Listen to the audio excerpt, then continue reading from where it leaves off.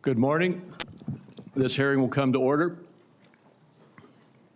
I thank my colleagues and Mr. Kennedy for being here today. Mr. Kennedy, congratulations on your nomination. Throughout this process, Mr. Kennedy, you have been accessible to members and staff on both sides of the aisle and have demonstrated strong commitment to fulfilling the responsibilities of this role. The Department of Health and Human Services oversees our nation's largest healthcare programs, providing coverage for nearly 2 in every 5 Americans. Improving Medicare, Medicaid, and CHIP, among other initiatives, presents challenges, especially in the face of a rapidly aging population, stubbornly high costs, and persistent barriers to access. However, this also provides us an opportunity to deliver bold, transformative solutions. As a committee, we share a commitment to advancing common sense, bipartisan policies that improve the delivery of health care in this country. This committee has worked to realign incentives in the prescription drug supply chain, to enhance access in rural communities, to expand the availability of telehealth and improve the broken clinician payment structure. Across these and other issues, I look forward to working with the administration to continue pursuing meaningful reforms that serve the American people more effectively and more efficiently. Too often, patients encounter a healthcare system that is disjointed and is a dysfunctional maze. Complex and bureaucratic chutes and ladders have become the norm. Meanwhile, even as healthcare spending climbs, outcomes across a range of conditions continue to decline. Mr. Kennedy, if confirmed, you will have the opportunity to chart a new and better course for the federal approach to tackling both the drivers and the consequences of our ailing healthcare system. Your commitment to combating chronic conditions that drive healthcare costs will be critical to our success. Prioritizing disease prevention and addressing the factors that fuel conditions such as diabetes, cardiovascular disease, metabolic disease, Alzheimer's disease, COPD, and cancer will save lives, reduce costs, and build a healthier, stronger country. Private sector breakthroughs from groundbreaking cancer medications to curative gene therapies also offer hope. But misguided government initiatives and market volatility risk eroding American leadership in life-saving R&D. Your advocacy for healthcare transparency has the potential to empower consumers across the country, promoting competition to enhance quality while cutting excessive spending for patients and for taxpayers. Today's hearing will provide a forum to hear more about your vision, particularly for the federal programs under this committee's jurisdiction. Mr. Kennedy, you represent a voice for an inspiring coalition of Americans who are deeply committed to improving the health and well-being of our nation. Regardless of political party, everyone in this room shares a common recognition that our current system has fallen short, as well as a common desire to make our country healthier. I look forward to today's conversation as well as your testimony, Mr. Kennedy. And now I recognize Senator Wyden for his opening remarks. Thank you very much, Mr. Chairman. The question before the Finance Committee this morning is whether Robert F. Kennedy should be trusted with the health and well-being of the American people. Committee staff have examined thousands of pages of statements, books, and podcast transcripts in a review of his record. The receipts show that Mr. Kennedy has embraced conspiracy theories, quacks, charlatans, especially when it comes to the safety and efficacy of vaccines. He has made it his life's work to sow doubt and discourage parents from getting their kids life-saving vaccines. It has been lucrative for him and put him on the verge of immense power. This is the profile of someone who chases money and influence wherever they lead even if that may mean the tragic deaths of children and other vulnerable people. Now, Mr. Kennedy is fond of saying he's not making recommendations about whether parents should vaccinate their children. He's just asking questions and giving people choices. It's a slippery tactic to dodge any real responsibility for his words and actions. And it is, in my view, absurd coming from somebody who's trying to win confirmation for a job that is entirely about making recommendations. These recommendations are going to have life or death consequences for the American people. Mr. Kennedy, if you are confirmed, your recommendations determine which vaccines senior citizens get for free through Medicare. Your recommendation will determine which vaccines are given to millions of kids. Peddling these anti-vaccine conspiracy theories as our chief health officer is going to endanger the lives of kids and seniors across the nation. Just look at what happened when Mr. Kennedy inserted himself into an anti-vaccination crisis in the island nation of Samoa. He traveled there himself to push his views and pour fuel on the fire of a measles outbreak that began due to low vaccination rates.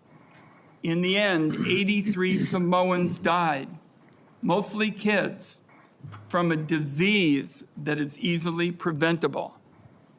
Americans cannot afford to import this experiment to our great nation. On other healthcare matters, from abortion to universal healthcare, Mr. Kennedy has changed his views so often it is nearly impossible to know where he stands on so many of the basic issues that impact Americans' daily lives. In a gobsmacking statement of irresponsibility, in November 2023, Mr. Kennedy said that he wanted to pause infectious disease research for 8 years. Mr. Kennedy has indicated he's open to restricting access to the abortion medication mifepristone, which remains a primary target of the Republican crusade against reproductive freedom. I took this on back in 1990 when I chaired the first congressional hearing on the topic. The science was clear then. It's even clearer today. Mifepristone is safe. The only reason it's under question in 2025 is because people with a political agenda have been out lying about it. Women deserve to know if Mr. Kennedy will abuse his power as our country's chief health officer to essentially implement a national abortion ban by restricting access to the safe and legal medication. Meanwhile, as the Trump budget office threw the Medicaid program into chaos yesterday, Republicans in Congress are proposing deep cuts to the program that will rip away health care from millions of Americans who count on this vital lifeline.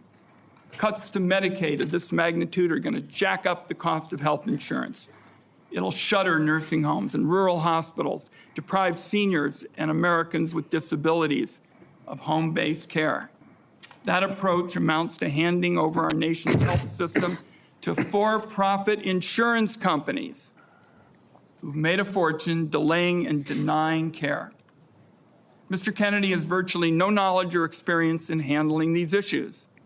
It leaves him unprepared to take on a crisis like the nation witnessed yesterday when the Trump budget office shut down the federal Medicaid payment portal.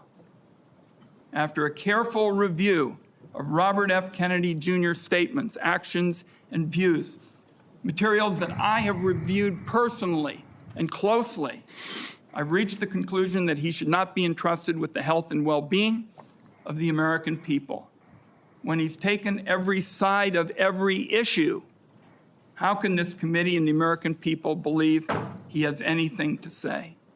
Let me close by saying I believe more strongly than ever, and I have specialized in healthcare during my time in public service, that we're at a turning point with regard to healthcare in America. there's one word to describe Americans' feelings towards the healthcare system, it's disillusioned. At every single turn, people feel like they're rolling a load of dice, loaded dice, when they try to get healthcare.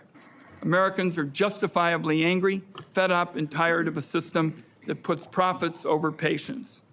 Instead of debating meaningful ways to improve Americans' health care, now the committee is being forced to relitigate settled science about vaccines and whether or not the federal government should help Americans get affordable health care.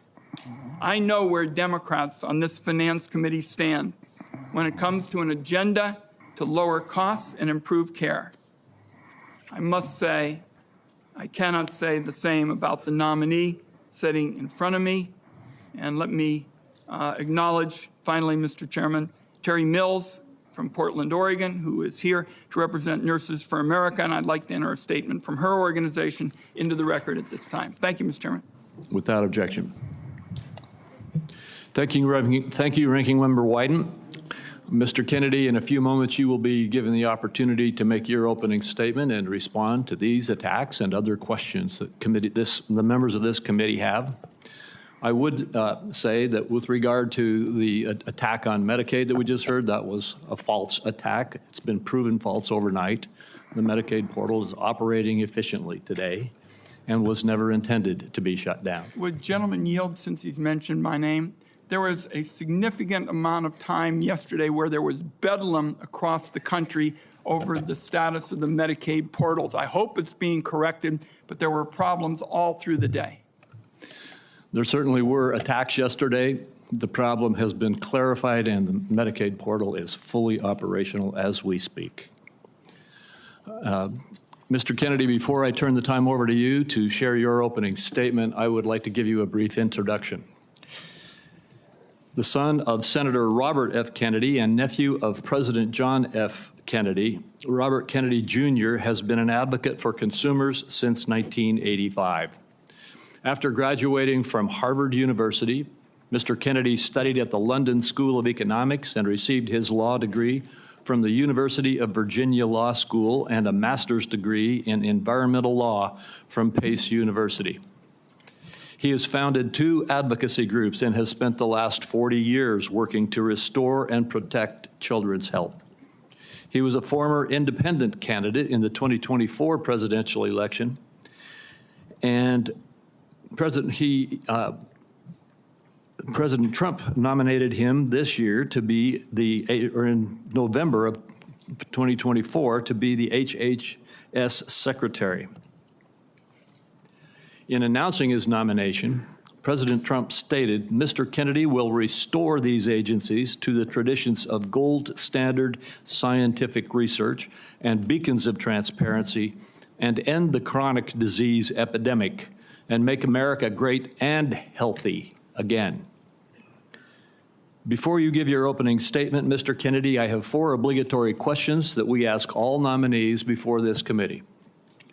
First, is there anything that you are aware of in your background that might present a conflict of interest with the duties of the office to which you have been nominated?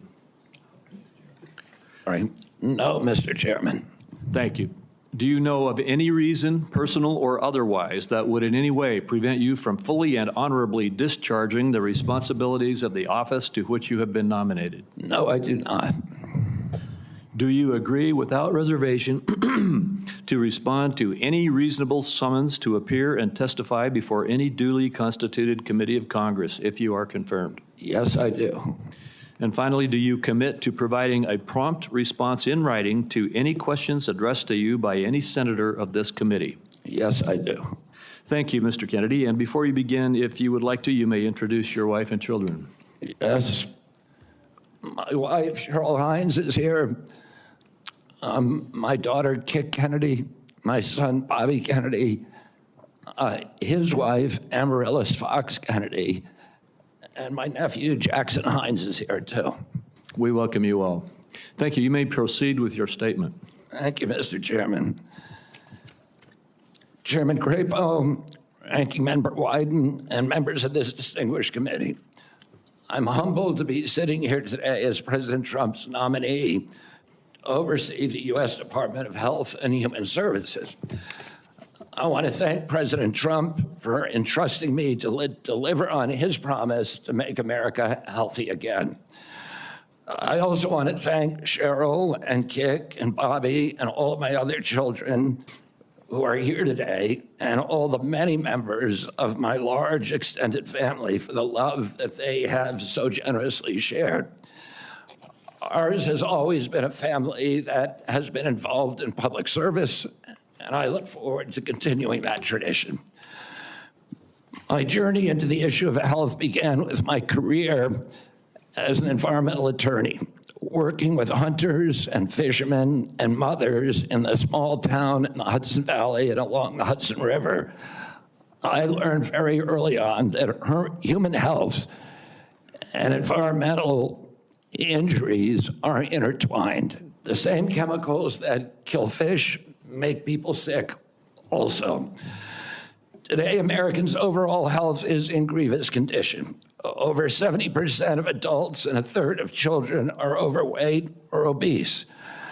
Diabetes is 10 times more prevalent than it was during the 1960s. Cancer among young people is rising by 1 or 2% a year.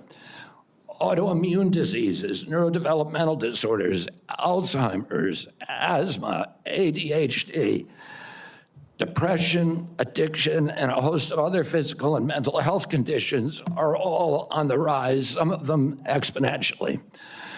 The United States has worse health than any other developed nation, yet we spend more on health care, at least double, and in some cases triple, as other countries. Last year, we spent $4.8 trillion, not counting the indirect costs of missed work. That's almost a fifth of GDP. It's tantamount to a 20% tax on the entire economy. No wonder America has trouble competing with countries that pay a third of what we do for health and have better outcomes and a healthier workforce. But I don't want to make this too much about money. It's the human tragedy that moves us to care. President Trump has promised to restore America's global strength and to restore the American dream, but he understands we can't be a strong nation when our people are so sick. A healthy person has 1,000 dreams. A sick person has only one. Today, over half of our countrymen and women are chronically ill. When I met with President Trump last summer, I discovered that he is more than just concern for this tragic situation, but genuine care. President Trump is committed to restoring the American dream, and 77 million Americans delivered a mandate to him to do just that, due in part to the embrace and elevation of the Make America Healthy Again movement.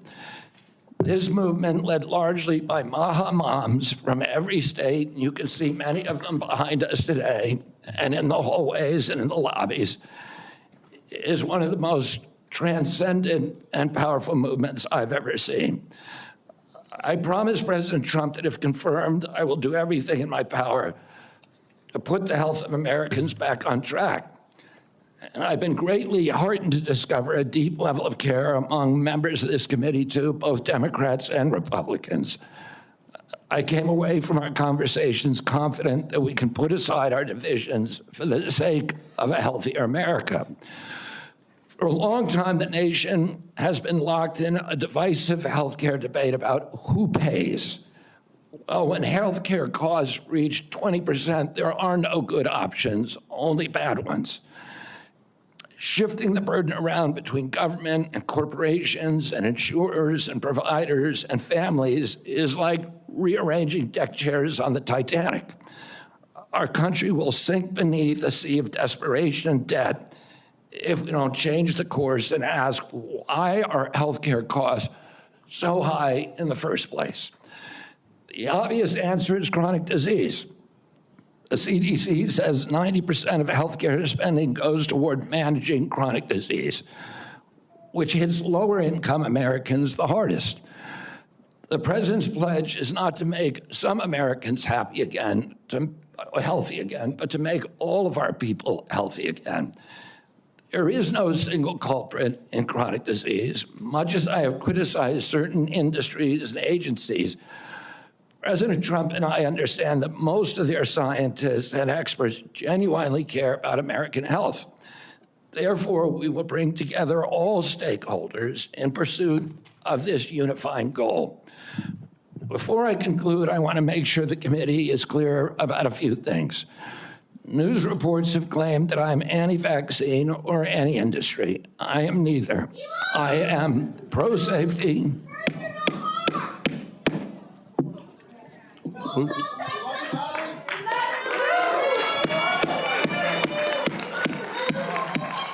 We'll have order. Please proceed, Mr. Kennedy. I am pro-safety. I worked for years to raise awareness about the mercury and toxic chemicals in fish, and nobody called me anti-fish. And I believe that vaccines play a critical role in healthcare. All of my kids are vaccinated. I've written many books on vaccines. My first book in 2014, the first line of it is, I am not anti-vaccine, and the last line is, I am not anti-vaccine. Nor am I the enemy of food producers. American farms are the bedrock of our culture, of our politics, of our national security. I was a 4-H kid, and I spent my summer working on ranches. I went to work with our farmers. I want to work with our farmers and food producers to remove burdensome regulations and unleash American ingenuity. MAHA simply cannot succeed without a partnership, a full partnership of American farmers. In my advocacy, I've often disturbed the status quo by asking uncomfortable questions. Well, I'm not going to apologize for that. We have massive health problems in this country that we must face honestly. And the first thing I've done every morning for the past 20 years is to get on my knees and pray to God that he would put me in a position to end the chronic disease epidemic and to help America's children. That's why I'm so grateful to President Trump for the opportunity to sit before you today and seek your support and partnership in this endeavor. I will conclude with a promise. The members of this committee, to the President, and to all the tens of millions of parents across America, especially the moms, who have propelled this issue to center stage. Should I be so privileged as to be confirmed, we will make sure our tax dollars support healthy foods. We will scrutinize the chemical additives in our food supply. We will remove financial conflicts of interest from our agencies. We will create an honest, unbiased, gold standard science at HHS, accountable to the President, to Congress, and to the American people. We will reverse the chronic disease epidemic and put the nation back on the road to good health. Thank you. Thank you, Mr. Kennedy. Mr. Kennedy, I will begin. Each of us will have 5 minutes to ask you questions, and then at the conclusion of the hearing, if there are further questions, there will be an opportunity for those questions to be submitted to you, and I ask that you respond to them promptly. Mr. Kennedy, you have emphasized the importance of nutrition in preventing and managing chronic disease, improving health outcomes, and reducing health costs. I share your interest in the relationship between our diet and our well-being. And if confirmed, I look forward to partnering with you on those efforts.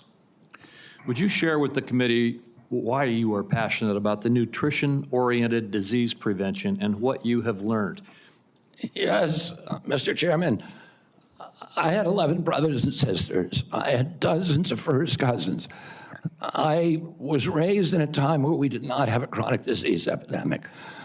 When my uncle was president, 2% of American kids had chronic disease. Today, 66% have chronic disease. We spend zero on chronic disease during the Kennedy administration. Today, we spend $4.3 trillion a year.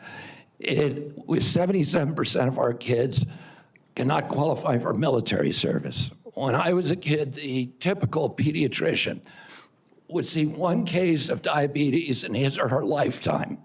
40 or 50-year career.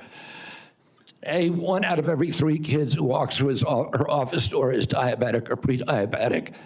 And the most recent data from NIH shows 38% of teens are diabetic or pre-diabetic. Autism rates have gone from 1 in 10,000 to 1 in 1,500, depending on what studies you look at. In my generation today, 70-year-old men, 1 in 34 in my kids' generation. We've seen this explosion of autoimmune disease, of allergic diseases. This is not just an economic issue. It's not just a national security issue. It is a spiritual issue, and it is a moral issue. We cannot live up to our role as an exemplary nation, as a moral authority around the world, and we're writing off an entire generation of kids. Thank you very much. And if confirmed, how could we work together to integrate nutrition-based interventions into our healthcare programs like Medicaid and Medicare? Well, there are many ways that we can do that. The federal funding of the SNAP program, for example, and of school lunch programs could be a driver for helping kids. We shouldn't be giving 60% of the kids in school processed food that is making them sick. We shouldn't be spending 10% of the SNAP program on sugared drinks. So we have a direct ability to change things there. We also, in Medicaid and Medicare, we need to focus more on outcome-based medicine, on putting people in charge of their own health care, of making them accountable for their own health care so they understand the relationship between eating and getting sick. Most importantly, we need to deploy NIH and FDA to doing the research to understand the relationship between these different food additives and chronic disease so that Americans understand it and make sure that Americans are aware of it. I don't want to take food away from anybody. If you like a cheeseburger, a McDonald's cheeseburger, a Diet Coke, which my boss loves, and you should be able to get them. If you want to eat Hostess Twinkies, you should be able to do that, but you should know what the impacts are on your family and on your health. Thank you. Senator Wyden. Thank you very much, Mr. Chairman. Before I begin my questions, I'd like to start by entering into the record a letter the committee received from Ambassador Carolyn Kennedy outlining what she believes is Mr. Kennedy's lack of personal fitness for the office. Without objection. Mr. Kennedy, you have spent years pushing conflicting stories about vaccines. You say one thing, and then you say another. In your testimony today under oath, you denied that you were anti-vaccine. But during a podcast interview in July of 2023, you said, quote, "No vaccine is safe and effective." In your testimony today, in order to prove you're not anti-vax, you note that all your kids are vaccinated. But in a podcast in 2020, you said, and I quote, "You would do anything, pay anything to go back in time and not vaccinate your kids." Mr. Kennedy, all of these things cannot be true. So, are you lying to Congress today when you say you are pro-vaccine? Or did you lie on all those podcasts? We have all of this on tape, by the way. Yeah, Senator, as you know, because it's been repeatedly debunked, that statement that I made on the Lex Friedman podcast was a fragment of the statement. He asked me, and anybody who actually goes and looks at that podcast and will see this. He asked me, are there vaccines that are safe and effective? And I said to him, some of the live virus vaccines are. And I said, there are no vaccines that are safe and effective, and I was going to continue for every person. Every medicine has people who are sensitive to them, including vaccines. Right, so he interrupted me at that point. I've corrected it many times, including on national TV. You know about this, Senator Wyden, so bringing this up right now is dishonest. let's be clear about what you've actually done then, since you want to deny your statements. For example, you have a history of trying to take vaccines away from people. In May of 2021, you petitioned the Food and Drug Administration to not only block Americans from having access to the COVID vaccine, but to prevent any future access to the life-saving vaccine. Are you denying that? Your name is on the petition. We brought that petition after CDC recommended the COVID vaccine without any scientific basis for 6-year-old children. Most experts agree today, even the people who did it back then, that COVID vaccines are inappropriate for 6-year-old children who basically have a zero risk from COVID. That's why I brought that lawsuit. I don't want to, I want to emphasize Mr. Kennedy, the facts.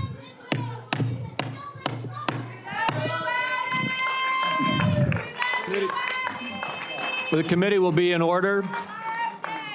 And to the audience, Senator, I'm not against vaccine. if you'll hold off for a second, Mr. Kennedy, to the audience. Comments from the audience are inappropriate and out of order. And if there are any further disruptions, the committee will recess until the police can restore order. Please follow the rules of the committee. Mr. Kennedy, you may proceed. I also want to point out that your recitation of what happened in Samoa is absolutely wrong, and you know it's wrong, and you know it's wrong. We'll get to that in a moment. Right now, we're talking about the petition that you filed to block Americans from having access to the vaccine and to prevent any future access to the vaccine. Those facts are on the record. My third question to you is, you made almost $5 million from book deals, mostly promoting junk science. In 2021, in a book called The Measles Book, you wrote that parents had been, quote, misled into believing that measles is a deadly disease and that measles vaccines are necessary, safe, and effective. The reality is measles are, in fact, deadly and highly contagious, something that you should have learned after your lies contributed to the deaths of 83 people, most of them children, in a measles outbreak in Samoa. So my question here is, Mr. Kennedy, is measles deadly, yes or no? The death rate from measles historically in this country in 1963, the year before the introduction of the vaccine, was 1 in 10,000. Let me explain what happened in Samoa. In Samoa in 2017 or 2015, there were 2 kids who died following the MMR vaccine. And the vaccination rates in Samoa dropped precipitously from about 63% to the mid-30s, so they've never been very high. And in 2018, 2 more kids died following the MMR vaccine, and the government of Samoa banned the MMR vaccine. I arrived a year later when vaccination rates were already below any previous level. I went there, nothing to do with vaccines. I went there to introduce a medical informatics system that would digitalize records in Samoa and make health delivery much more efficient. I never gave any public statement about vaccines. You cannot find a single Samoan who will say, I didn't get a vaccine because of Bobby Kennedy. I went in June of 2019. The measles outbreak started in August. Oh, clearly I had nothing to do with the measles. Not only that, Mr. Kennedy, Senator, not only that, if you let me finish, Senator. You have had some time, if you let me finish, Senator, if you let me finish, there are 83 people died. When the tissue samples were sent to New Zealand, most of those people did not have measles. We don't know what was killing them. The same outbreak occurred in Tonga and Fiji, and no extra people died. There were 7 measles outbreaks in the 13 years prior to my arrival. I just would like to get my time back. The nominee wrote a book saying that people had been misled into believing that measles is a deadly disease. He's trying now to play down his role in Samoa. That's not what the parents say. That's not what Governor Green says. It's time to make sure that we blow the whistle on actually what your views are. At least we're starting. We need to move Senator, on. I support the measles vaccine. I support the polio vaccine. I will do nothing as HHS secretary makes it difficult or discourages people from taking either of those Anybody vaccines. who believes that ought to look at the measles book you wrote saying parents have been misled into believing that measles is a deadly disease. That's not true. We need to move on. Senator Grassley. Welcome. I'm going to do like I did in my office. I'm just going to make some points to you. I got about 7 I want to quickly get done. And then at the end, I'm going to ask if you disagree with anything I say and then address those things you disagree with. I'll make sure I save time for you to do that. A key responsibility of each member of Congress is oversight. Oversight allows us to hold bureaucrats accountable to the rule of law, and it helps keep faith with taxpayers. I expect HHS to provide timely and complete responses to congressional oversight. Number 2, PBMs, something you and I discussed in our office. I've been working to hold pharmacy benefit managers accountable in order to lower prescription drug prices. I expect you to work with us to hold PBMs accountable, and that may even asking your support for legislation that's before the Congress. Drug pricing. Senator Durbin and I have, for a while, been trying to get a bill passed that requires price disclosures on TV ads for prescription drugs. Knowing what something costs before buying it is just common sense. President Trump tried to do this by regulation in his first term. Vice President Vance co-sponsored our bill last Congress. I ask you to support this bill, or if you can do it by regulation, to do it by regulation.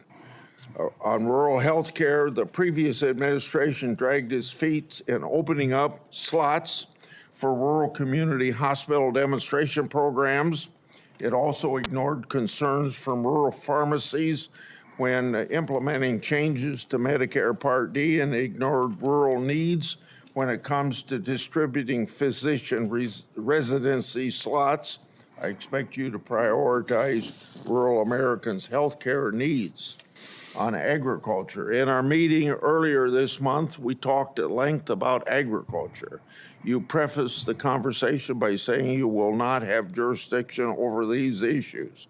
I expect you to leave agricultural practice regulations to the proper agencies, and for the most part, that's USDA and EPA.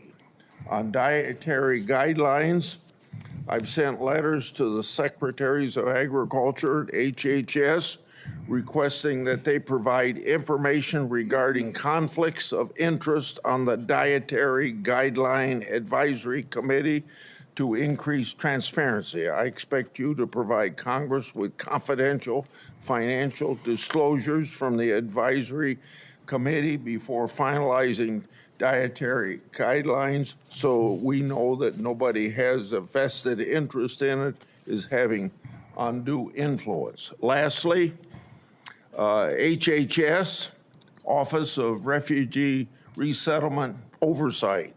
Last year, I expanded my investigation into HHS's Office of Refugee Resettlement. I wrote 24 contractors and grantees whose job it is to place unaccompanied children with sponsors. In many cases, children have been placed with improper vetted sponsors, placing them at risk of trafficking.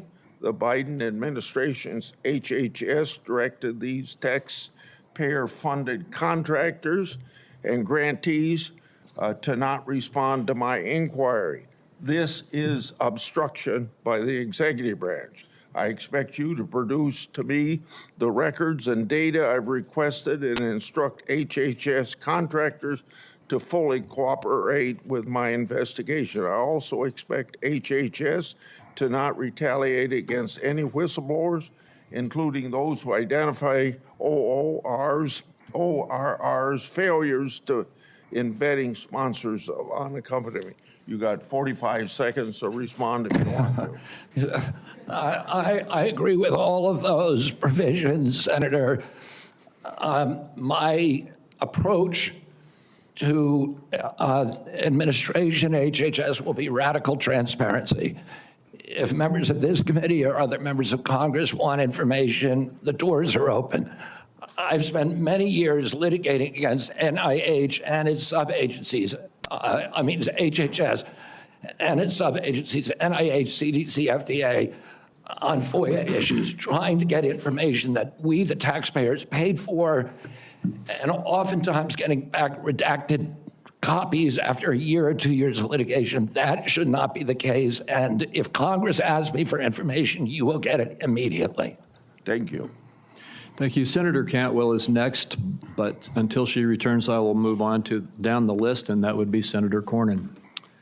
Mr. Kennedy, welcome to you and your family, and congratulations. I appreciate Senator Grassley raising the issue of the Office of Refugee Resettlement within the auspices of Health and Human Services. I think this may surprise people, but that's actually the responsibility of HHS, the Office of Resettlement Relocation. Under the previous administration, as Senator Grassley alluded, there were roughly 500,000 children, unaccompanied minors, that were placed with sponsors in the interior of the United States. The previous administration took the position that it was not the federal government's responsibility once these children were placed with these sponsors. But the New York Times, in a series of investigative stories, pointed out that tens of thousands of these children, when they tried to follow up and find out how they were doing, whether they were going to school, whether they were being trafficked or abused, there was no answer, and they took the position it was not their responsibility. So I look forward to working with you to find those children and to make sure that they're not being abused.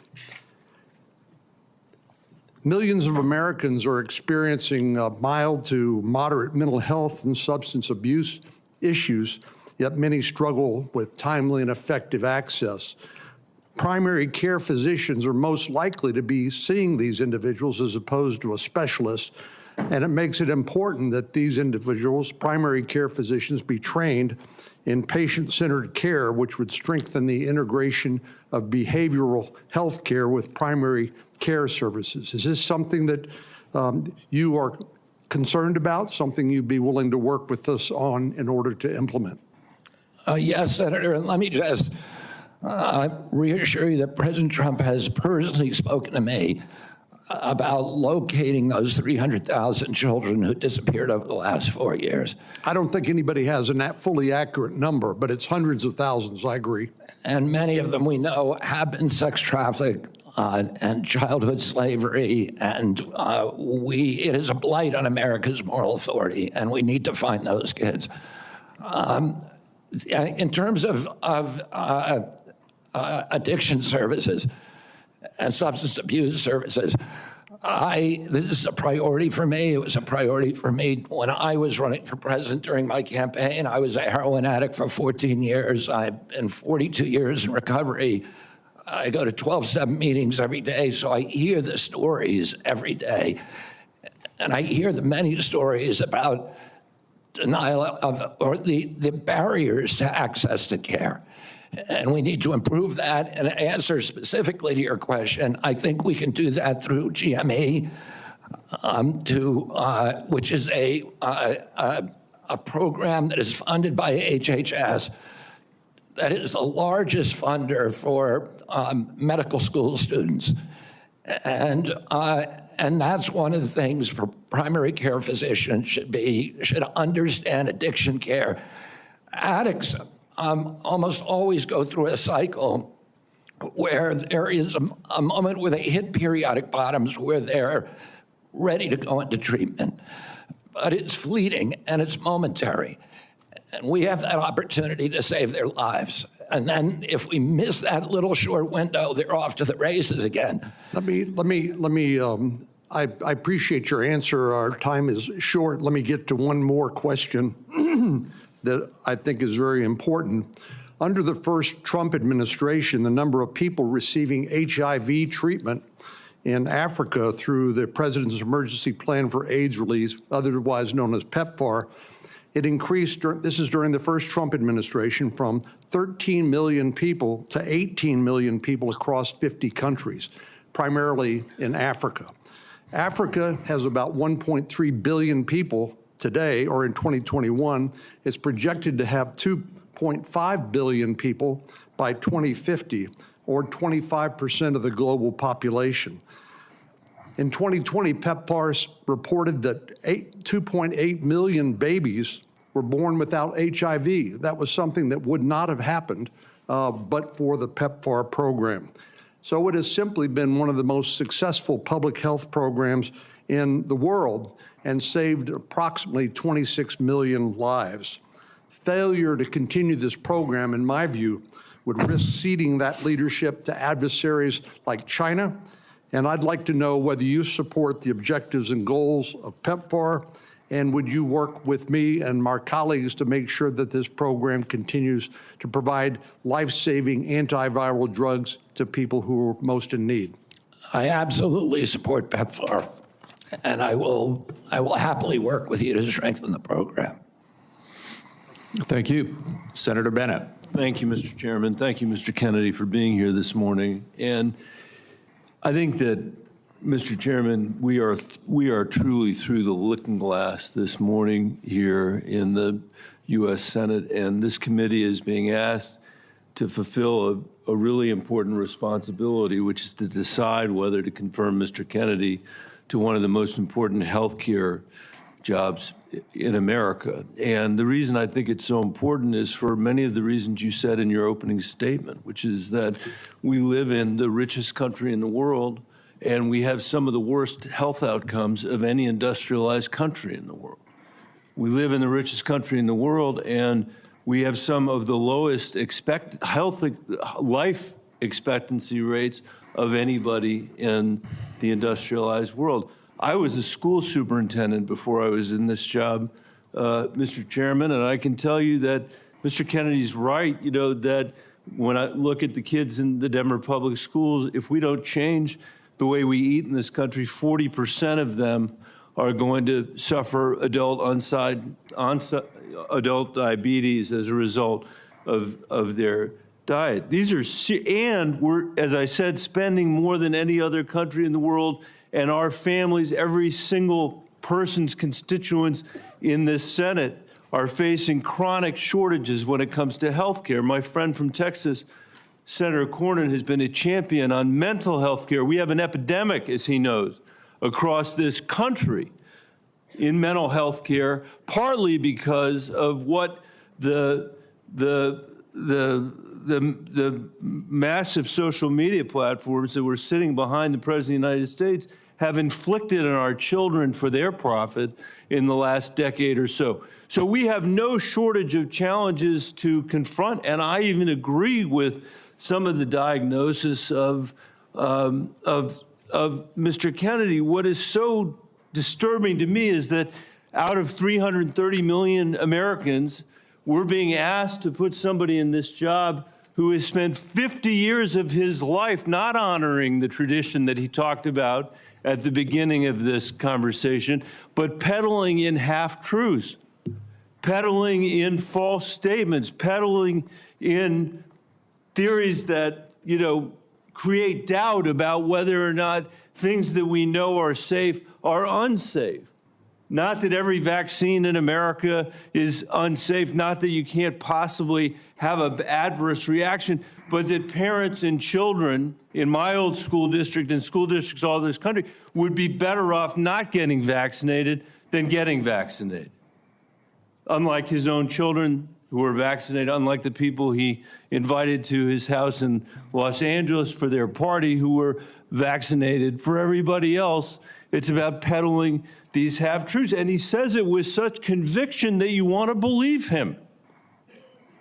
And Mr. Kennedy, I just have there are many, many things in the record, but I hope that you could answer these questions yes or no. I've tried to ask these in a manner that's faithful to what you actually said, because I didn't want to have a debate about whether you actually said them. So I'm asking you yes or no, Mr. Kennedy. Did you say that COVID-19 was a genetically engineered bioweapon that targets black and white people, but spared Ashkenazi Jews and Chinese people? I didn't say it was deliberately targeted. I just quoted an NIH-funded and NIH published study. Did you say that it targets black and white people but spared Ashkenazi Jews? I quoted a Chinese? study, Your Honor. I quoted So an NIH study that showed that I'll take that as a certain yes. races I have are to move on, disproportionately- I have to move on.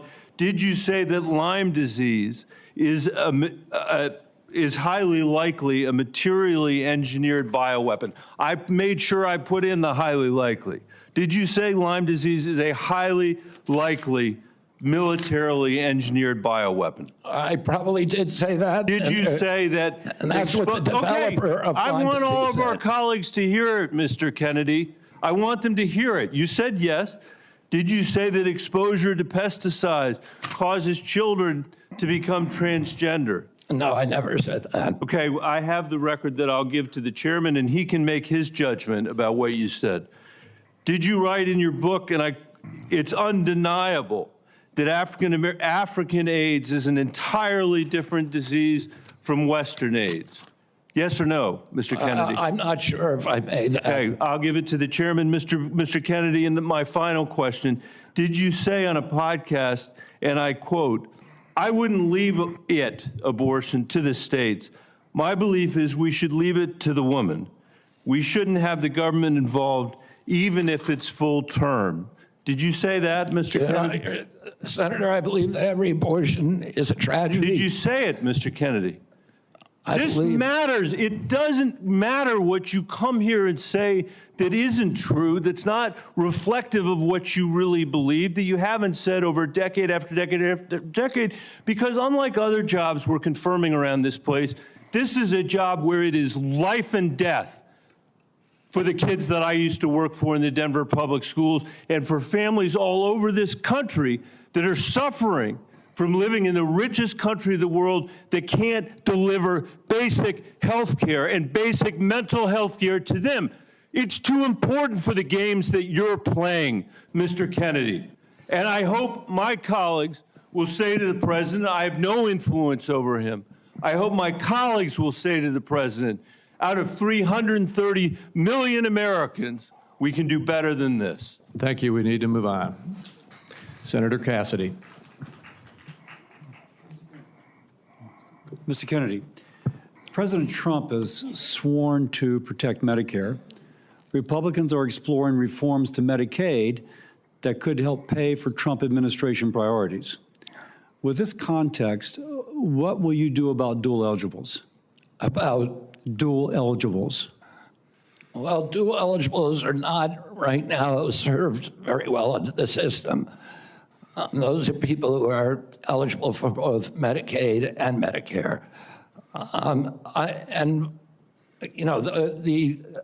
I suppose my answer to that is to make sure that the programs are consolidated, that they're integrated, and the care is integrated. I look forward to working with you, Dr. Cassidy, on making sure that we take good care of people who are Thank you. dual eligible. And how do you propose that we integrate those programs? Does Medicare pay more, Medicare pay less, Medicaid pay more, Medicaid pay less? How do we do that? Well, I'm not exactly sure because I'm not in there. I mean, it is difficult to integrate them because Medicare is under fee-for-service. It's paid for by employer taxes. Medicaid is fully paid for by the federal government, and it's not fee-for-service. So I do not know the answer to that. I look forward to exploring options with you. Republicans, again, are looking at ways to potentially reform Medicaid to help, pay for President Trump's priorities, but to improve outcomes. What thoughts do you have regarding Medicaid reform? Well, Medicaid is not working for Americans, and it's specifically not working or the target population. Most Americans like myself, I'm on Medicare Advantage, and I'm very happy with it. Most people who are on Medicaid are not happy. The premiums are too high. The deductibles are too high. The networks are narrow. The best doctors will not accept it in the best hospitals. And particularly, Medicaid was originally designed for a target population, the poorest Americans. it's now been dramatically expanded. And the irony of the expansion is that the poorest Americans are now being robbed. Their services have dramatically decreased, even though we've increased the price of Medicare by 60% over the last 4 years. The target population is being robbed. With that figure said, out other options. Obviously, you've thought about that, and I appreciate that. What reforms do you recommend, again, that would improve services, I suppose, but also make it more cost efficient? Well, President Trump has given me the charge of improving quality of care and lowering the price of care for all Americans. There are many things that we can do. I mean, what we want to, the ultimate outcome, I think, is to increase transparency, to increase accountability, and to transition to a value-based system rather than a fee-based system, So on rather than a service-based On system. Medicaid in particular, can you just kind of take those kind of general principles and apply it to the Medicaid program? Listen, I think that there are many, many options with telemedicine, with AI right now. And, there's including direct primary care systems. We're seeing that movement grow across the country. There's one of the largest providers. So going back to Medicaid though, and speaking of these specific advances, what reforms are you proposing with these ideas vis-a-vis Medicaid? Well, I don't have a broad proposal for dismantling the program. Of course not saying that. I think what we need to do is we need to experiment with pilot programs in each state. We need to keep our eye on the ultimate goal, which is value-based care, which is transparency, accountability, access. And one more thing, going back to Medicare, you mentioned you're an MA. You mentioned earlier the Medicare fee-for-service. Do you have any kind of thoughts as to whether or not patients on fee-for-service should move into MA, or how should we handle that? Whether patients who are on Medicare and fee-for-service. traditional Medicare, Yes. that's their choice right now. We have, I think, 32 million Americans, or 30 million Americans on Medicare, on traditional Medicare, and then another 34 on Medicare Advantage, roughly half and half. And I think more people would rather be on Medicare Advantage because it offers very good services, but people can't afford it. It's much more expensive. In answer to your first question, there are all kinds of exciting things that we can be doing, including cooperatives, which President Trump has supported, including health savings accounts, which President Trump has supported. All of these things to make people more accountable for their own health. And so we'd bring the cooperatives and the health savings accounts into Medicare and Medicaid? Exactly. We try to increase those, the use of those, and to direct primary care, to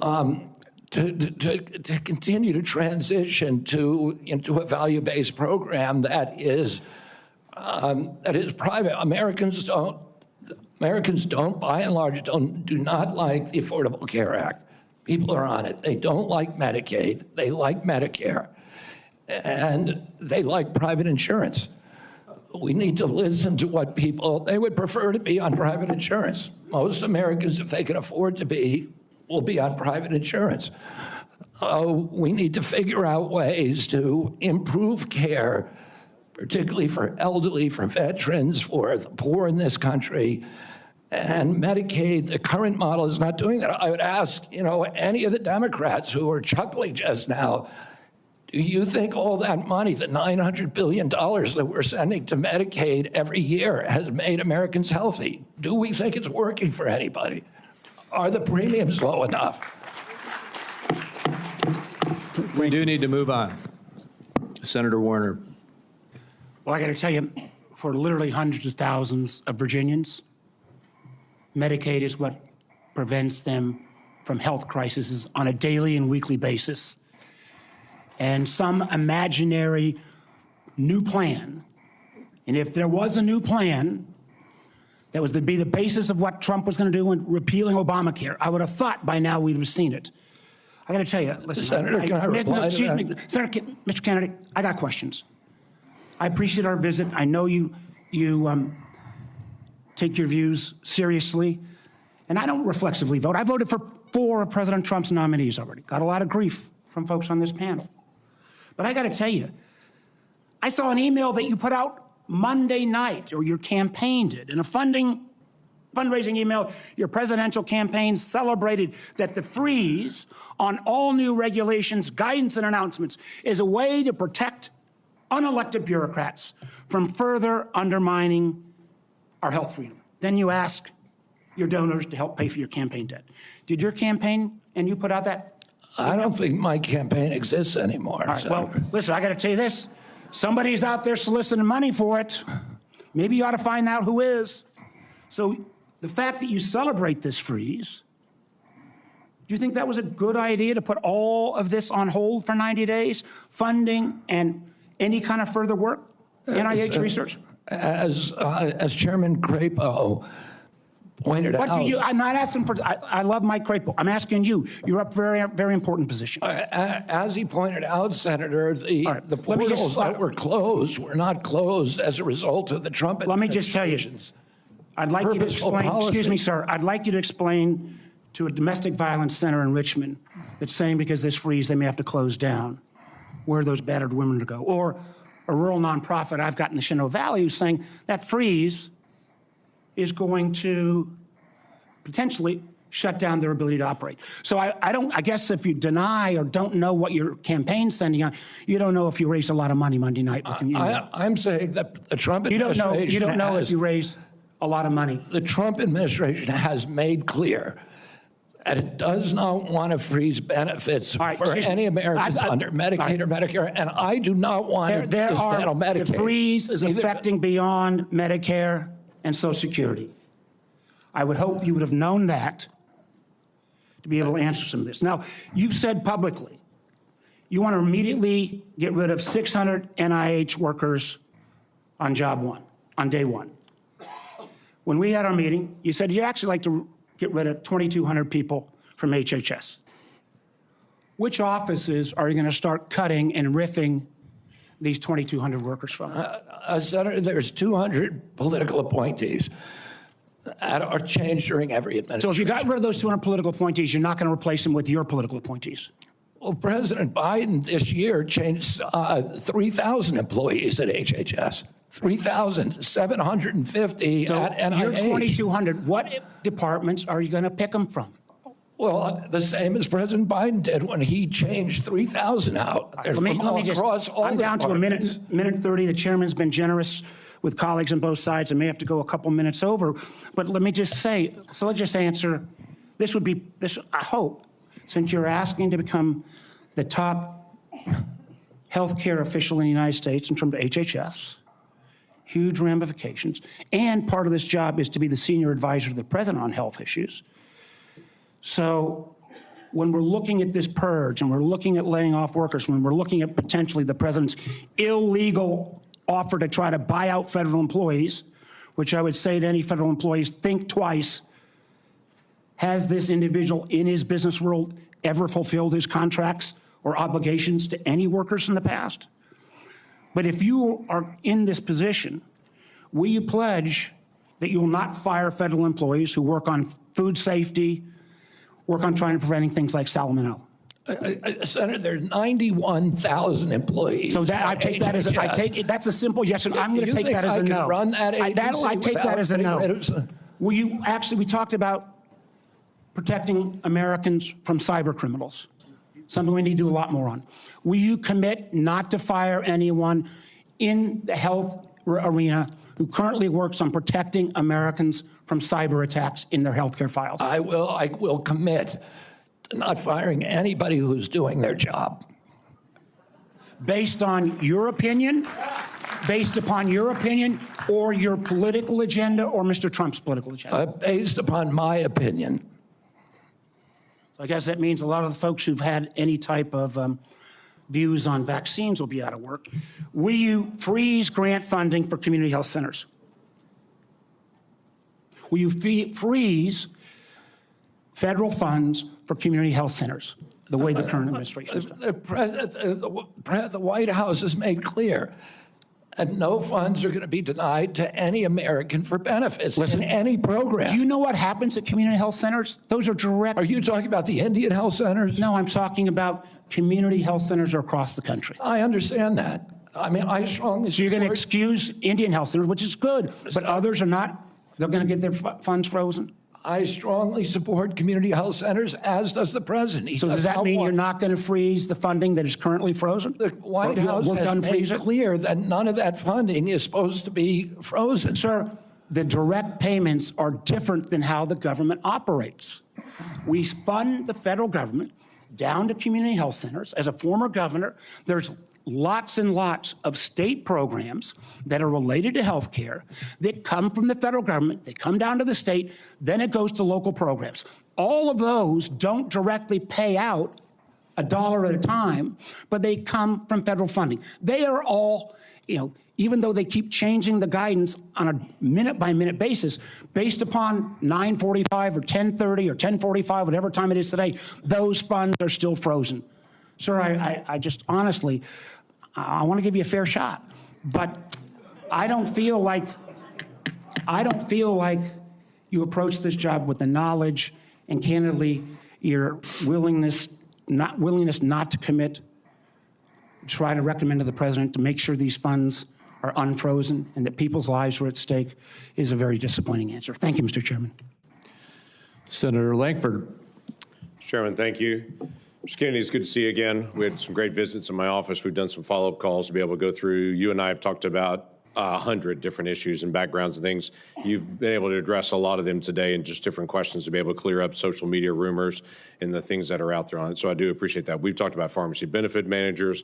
We've talked about the nursing home rule the Biden administration put down. We talked about your views on agriculture and commercial and row crop agriculture. We've talked about food issues, and you made it very, very clear. You're not going to tell Americans what to eat, but you do want Americans to know what they're eating. And I think that's a pretty fair perspective on that. I do want to talk to you about some areas that you and I have talked about as well. We have some disagreements, you and I, on the issue of life and when life begins on that. You've been very outspoken on that, and we've had some good opportunities to be able to talk about that. Title 10 is specifically in the HHS area. This has been an area that has been interpreted for a long time, and President Trump in the first administration interpreted that rule to say that his administration will prohibit the performance, referral for, or promotion of abortion as a part of the Title 10 program. That he made that very clear in the first administration. Obviously, that's his decision to make again on that, on how he wants to handle that, and he's made a lot of public statements on that. The Biden administration not only reversed that, not only rescinded that rule, but they went one step the other direction. In my state in Oklahoma, as you and I have talked about, the Biden administration cut off funding to the state of Oklahoma for AIDS testing, for breast cancer screening, and for other areas of poverty health care because my state didn't promote abortion. It wouldn't provide. If my state wouldn't promote abortion in the state, we got cut off for federal funds for AIDS testing and for other things. My simple question to you is, how are you going to handle Title 10 on that? I saw how President Biden handled that in the punitive measures that came on my state for those that are in rural health care. How are you going to handle Title 10? I'm going to support President Trump's policies on Title 10. I agree with President Trump that every abortion is a tragedy. I agree with him that we cannot be a moral nation if we have 1.2 million abortions a year. I agree with him that the states should control abortion. President Trump has told me that he wants to end late-term abortions, and he wants to protect conscience exemptions, and that he wants to end federal funding for abortions here or abroad. That's Title 10. I serve at the pleasure of the president. I'm going to implement his policies. Thank you for that. President Biden, when he came in, immediately closed down the Office of Civil Rights and Conscience Protections within HHS. There's a statement that's come out recently that he's going to reopen that office again to be able to protect the civil rights of Americans. One of the things that Javier Becerra did immediately when he came into HHS was conscience protections for medical professionals that were being compelled against their conscience to perform medical procedures that violated their conscience. Javier Becerra stepped in immediately into HHS and withdrew that and said, no, the federal government will tell you what you believe about these issues. You don't have conscience protections anymore, and refused to protect those folks. Will you step in and say that healthcare individuals have the right of conscience again, as the federal law allows? Yeah, I mean, the first thing that occurs to me when you ask that question is what patient would want somebody doing a surgery on them that, believes that the surgery is against their conscience being forced to perform that. I don't know anybody who would want to have a doctor performing a surgery that the doctor is morally opposed to. Listen, I came from a family that was split on life and choice. I have cousins today who believe that abortion at any stage is equivalent to homicide. Now, there are other people who believe the opposite. But the good thing in my family that I really loved is that we were able to have those conversations and respect each other. And I wish that we could do that nationally. And if forcing somebody to participate in a medical procedure as a provider that they believe is murder does not make any sense to me. We need to welcome diversity in this country. We need to respect diversity. And we need to respect each other when we have different opinions and not force our opinions on other people. Yeah, thank you for that. The FDA, under the Biden administration, changed the rules for the chemical abortion drug and said you no longer need to see a physician. So if you have an ectopic pregnancy or all kinds of, don't even go anymore to see a physician. But they also changed an area that has been, something that's been very particular, you've talked about a lot, and that's transparency. They changed the position and said, don't tell us if there's a side effect on this drug unless she dies. But other than that, don't tell us anymore. Literally don't give transparent information to the American people or to the women who take this drug anymore. We don't want that reported. My question to you is, will FDA move to be able to actually give transparency to the American people and to say, this drug is no different than any other drug. We don't not gonna protect it just because it's political for some folks. People should know side effects on this drug, and there should be reporting. Yeah, I mean, it's against everything we believe in this country that patients or doctors should not be reporting adverse events. We need to know what adverse events are. We need to understand the safety of every drug, mifepristone and every other drug. And President Trump has made it clear to me that one of the things, he is not taking a position yet on mifepristone, a detailed position, but he's made it clear to me that he wants me to look at safety issues. And I'll ask NIH and FDA to do that. Thank you. Senator Whitehouse. Thank you, Chairman. Mr. Kennedy, I only have 5 minutes with you, and I've got a lot of experience with CMS, so you're just going to have to listen. 2 things. One, if you want to move from advocacy to public responsibility, Americans are going to need to hear a clear and trustworthy recantation of what you have said on vaccinations, including a promise from you never to say vaccines aren't medically safe when they in fact are, and making indisputably clear that you support mandatory vaccinations against diseases where that will keep people safe. You're in that hole pretty deep. We've just had a measles case in Rhode Island, the first since 2013, and frankly, you frighten people. 2, I want to air harms that Rhode Island has experienced from a remorseless, senseless CMS bureaucracy.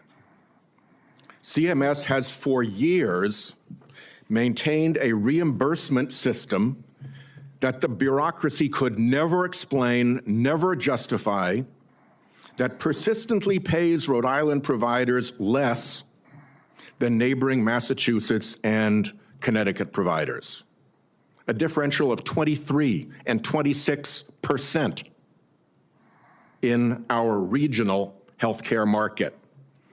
The Pending Ahead program can begin to remedy this, at least for value-based care, and it must. There has to be payment parity in the region. Rhode Island's healthcare system is bleeding out because we aren't paid what neighboring hospitals and doctors are paid. And the one act CMS took on this years ago was to make it worse. The CMS bureaucracy has also attacked one of the best accountable care organizations in the country, Rhode Island's Integra Family Doctors. Tried to throw them off the shared savings program because they said Integra, years ago, briefly, fell 137 patients short of the 5,000 patients that ACOs need. CMS wouldn't listen until a court found that to be unjustified, likely illegal, irreparable harm to this high-performing ACO and its patients, and contrary to the public interest. That must stop. Last, CMS has refused to approve waivers granted elsewhere for Rhode Island from rules that are stupid for Medicare patients who are nearing the end of their days. Here's what families see. Granny is home dying. She needs to transfer to a nursing home, and Medicare insists on putting her 3 days and 2 nights in a hospital. Expensive, frightening to Granny and the family, and stupid. Granny's home dying and can't get palliative and curative care together. Inhumane and stupid. Granny's home dying and can't get home care if she can still get out into the yard or be driven to see the shore, to see Narragansett Beach, say, one more time, to recall childhood memories before she dies. Inhumane and stupid. Granny's home dying and the family's exhausted. And the respite care benefit is not to send a nurse or a caregiver, but to stuff Granny in an ambulance and haul her off to a hospital. Some respite. It's all expensive, frightening, inhumane, and stupid. But the insensate CMS bureaucracy takes a court order to be awakened to the harm they cause. I have had enough. CMS should let Rhode Island try humane end-of-life care through CMMI. Let's see if it works at a state. I bet it will save money, serve families better at a very, very delicate time, and perhaps even make a model for better health care everywhere. I've said a lot. My time is out. You're welcome to respond in writing. I ask unanimous consent that the order declaring CMS's actions to constitute irreparable and illegal harm be put into the record. Without objection. Let me just respond very briefly, Senator Whitehouse. I'm an implacable enemy of tyrannical, insensate bureaucracies and stupid rules, and I will work with you to make CMS responsive to the needs of Rhode Island and to remedy those disparities that you talk about. I am familiar with the Integra Health plan, and it is the template for what we ought to be doing is a value-based plan. And I look forward to you to making sure that we create pilot programs like this. Unfortunately, Mr. Chairman, reproduced around the country. Unfortunately, Mr. Chairman, one of the things I've learned in my tenure in the Senate is that a nominee saying that they're willing to work with me amounts to exactly zero. We need to get this fixed. Thank you. Well, I guess at that point, then, we will move on to Senator Daines. Mr. Chairman, thank you. Mr. Kennedy, I'm glad to see you here this morning. I listened to your opening remarks, and you mentioned that you want to make HHS the gold standard of science. I have found my engagements with you, both behind closed doors in my office, as well as listening to you publicly, to be very thoughtful and science-based. I applaud that. I thank you for that. And I realize this will likely be a very partisan vote on this committee and on the Senate floor. But let the record state there are 3 medical doctors on this side of the dais. I'm a chemical engineer. We believe in science. I'm thankful that you do too, and you made that comment in your opening remarks. I want to talk about agriculture for a moment. We talked about our common love for Montana. You've been to Montana many times. It's a wonderful state. A lot of folks have discovered it. They watch the show Yellowstone, and people are coming and moving into our state, but it's an amazing place. But as you know, agriculture is our top economic driver in Montana. We produce some of the highest quality crops, the best livestock in the country and the world. Our farmers and our ranchers are truly some of the most effective environmental stewards in ensuring we have a safe food supply chain in the world. I share your view that protecting the integrity and safety of our food supply is of utmost importance. I appreciate the research happening in places like Montana State University to help farmers produce resilient, healthy, and safe crops, as well as their agricultural practices. You mentioned you were a 4-H kid growing up. I think our 4-H kids and our FFA kids are some of the best kids in America. My question for you, Mr. Kennedy, is if confirmed, as I'm listening to my farmers and ranchers talk about the future, will you commit to working collaboratively with partners at USDA, at the relevant federal agencies, as well as our Montana farmers and ranchers before implementing any policy that might affect or impact food supply? Absolutely will make that commitment. I have, as I shared with you, a personal commitment and a long career working with farmers. I want to make sure I understand the very, very narrow margins, the slim margins that American farmers and ranchers are dealing with. And I don't want, under my watch, a single farmer to have to leave his farm for economic reasons or for regulatory or bureaucratic reasons while I serve, if I'm privileged to serve, to be confirmed as HHS Secretary. Even more important, President Trump has a very, very strong commitment to farmers. President Trump is probably historically, in modern history, the best farm president in our history. Farm income spiked for the first time in decades under his last administration. He got solid support from farmers across the country. Farm country is Trump country. Farmers across the country supported him during this election. He has specifically instructed me that he wants farmers involved in every policy, and that he wants me to work with Brooke Rollins at USDA to make sure that we preserve American farmers, that all of our policies support them. Mr. Kennedy, thank you. And if confirmed, I look forward to having you and Brooke Rollins out to Montana to spend some time with you. You have my commitment to come there anytime, particularly during ski season or hunting season. Deal.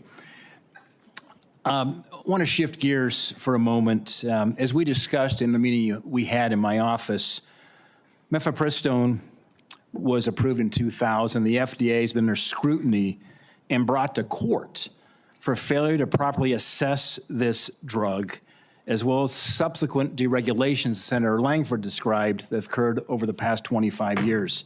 Some of these deregulations included ending the requirement that these drugs be prescribed by a doctor, ending reporting requirements for adverse events, and allowing these pills to be obtained through the mail.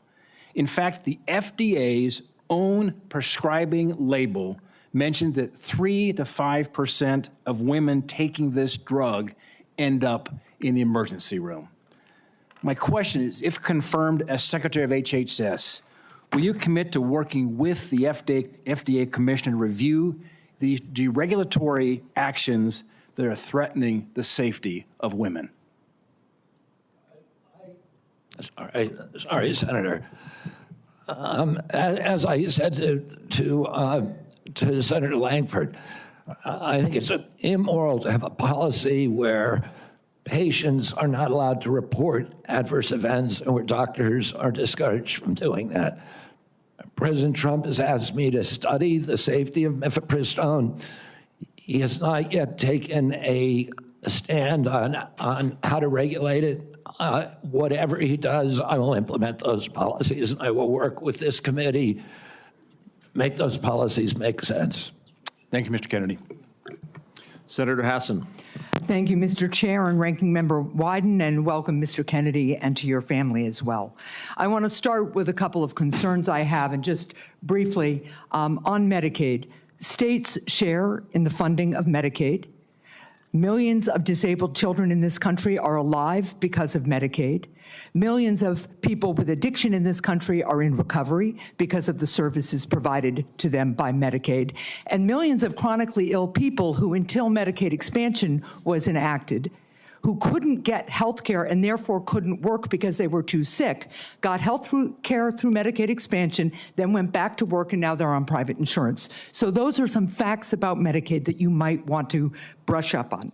Now, I'm also extremely concerned about your endorsement of radical fringe conspiracies that, if implemented at HHS, would put American families' lives at risk. Vaccines are one of our greatest public health triumphs. And you don't need, I'm not talking about abstract medical science. One of the people who helped raise me was my grandfather, who was a pediatrician. He practiced medicine in this country from 1921 until the mid-1980s. And I heard details about the difference those vaccines made in saving lives in the children who were under his care.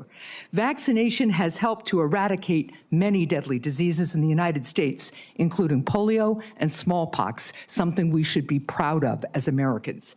I am extremely concerned that as Secretary, you would be able to halt critical vaccine research and to exploit parents' natural worries by advising them not to vaccinate their children.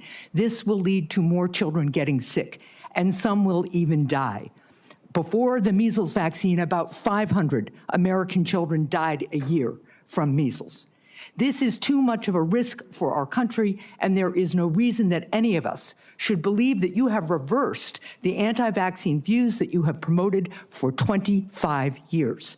For example, you have previously falsely suggested that the polio vaccine killed many, many, many, many more people than polio ever did by causing fatal cancers, while rigorous safety studies show that to be completely false.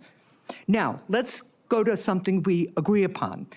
I am really heartened to see that one area where we agree on is on women's reproductive freedom. In your own words, it's not the government's place to tell people what to do with their bodies. You said that, correct? Yeah. Mr. Kennedy, in 2023, you came to New Hampshire and said, quote, "I'm pro-choice. I don't think the government has any business telling people what they can or cannot do with their body."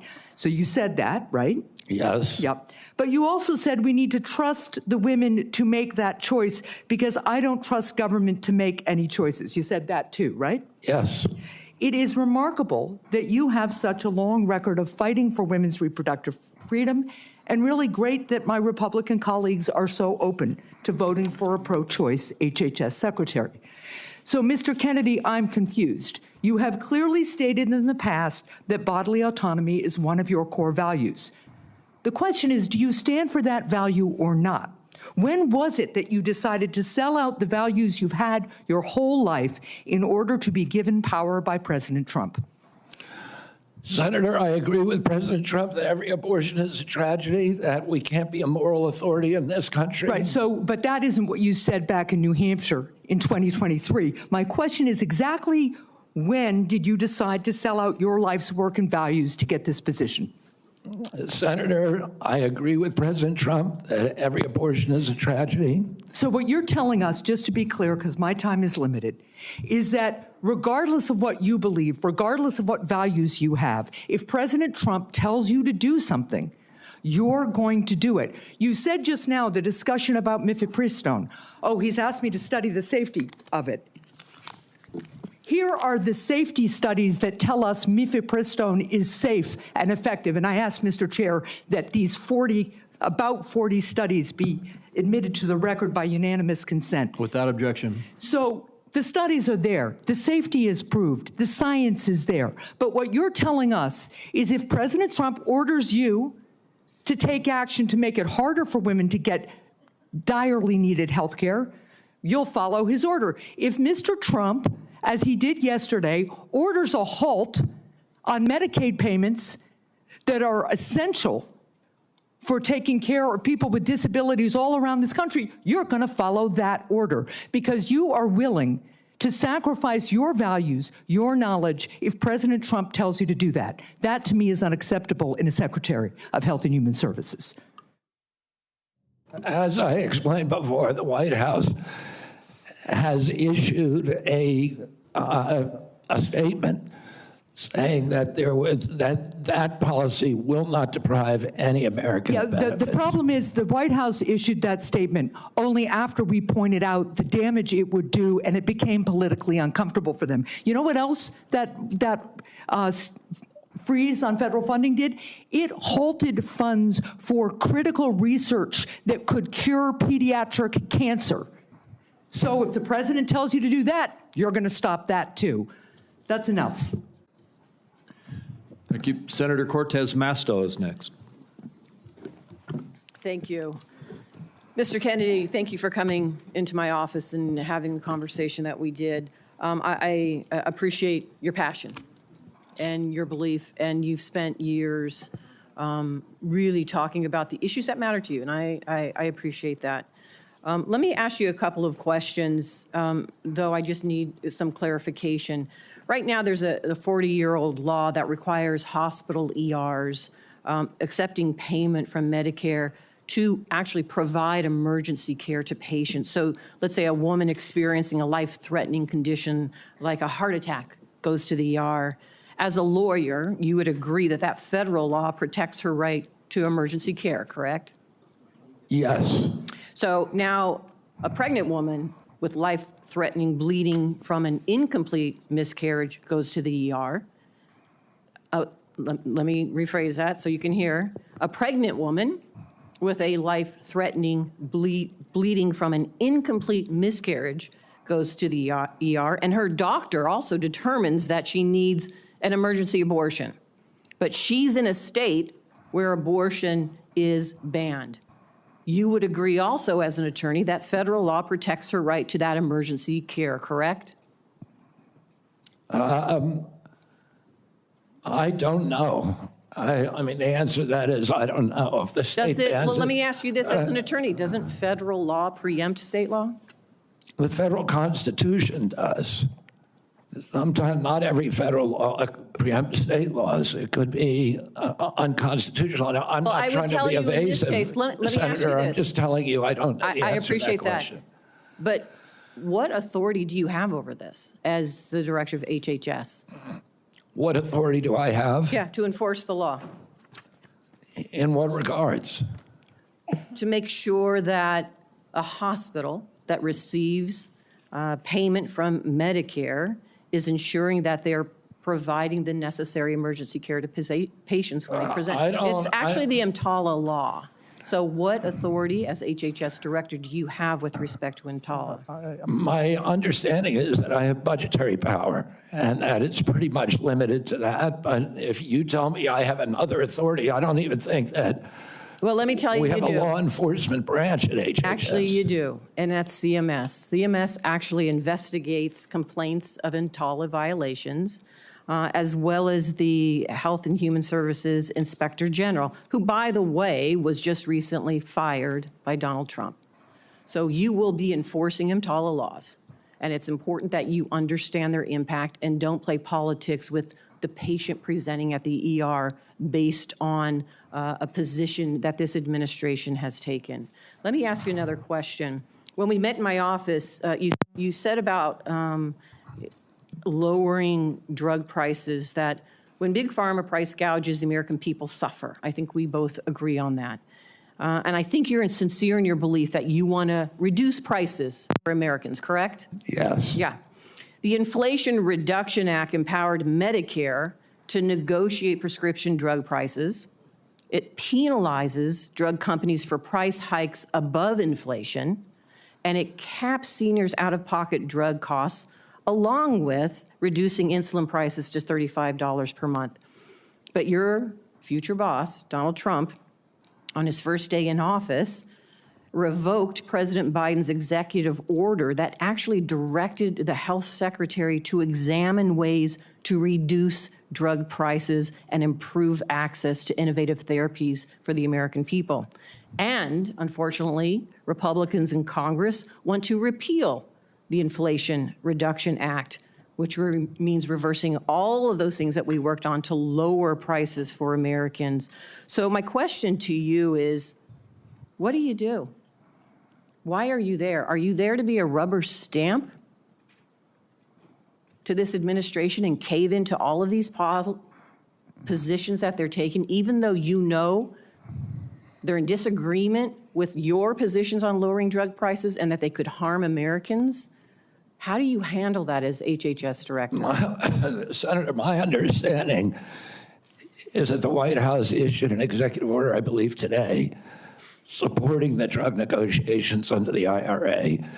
President Trump was very aggressive during his first term about negotiating drug prices. He has instructed me, and I've met with him repeatedly on as that we need lower prices than seniors in this country, and so let me ask others you, are. Let me ask you this, because I only have so much time. So we've already negotiated lowering prices for 10 drugs with Big Pharma. And Big Pharma, by the way, opposes this. They have not only are asking for a pause, they have filed lawsuits, but we've already negotiated the first 10 drugs. And we want to expand it to the next 10 to 15 that the Biden administration has put forward. Would you agree and continue that path of really mandating that Big Pharma come to the table and negotiate drug prices for Medicare so we can lower those prices for Americans? My understanding is that the executive order that was issued today, which I haven't seen, but I've read a summary. Well, let me ask you this then, because you keep citing the Trump administration and you're just going to follow what they say. Is that what you're doing? You're just a rubber stamp for them in this position? So anybody, so it doesn't matter that you're before us. It could be anybody coming before us as long as they're a rubber stamp for this administration and disregarding your beliefs and what you think. I guess my question to you is, if it really is fundamental to what you believe, how do you live with that? How do you address those issues as you're moving forward, knowing that it's going to harm Americans? Yeah. You want me to answer the question? No, I'm asking you. Okay. President Trump has asked me to end the chronic disease epidemic and make America healthy again. And I'm So in a is that the unique only reason position. why you're at HHS? Is that the only reason why then you're at the HHS, to address that one issue? President Trump has asked me because I'm in a unique position to end that. And that is what I'm doing. And if we don't solve that problem, Senator, all of the other disputes we have about who's paying, and whether it's insurance companies, whether it's providers, whether it's HMOs, whether it's patients or families, all of those are moving deck chairs around on the Titanic. Our ship is sinking. Our 60% increase in Medicaid over the past 4 years is the biggest budget line now, and it's growing faster than any other. And no other nation in the world has what we have here. No other nation has a chronic disease. We have the highest chronic disease burden of any country in the world.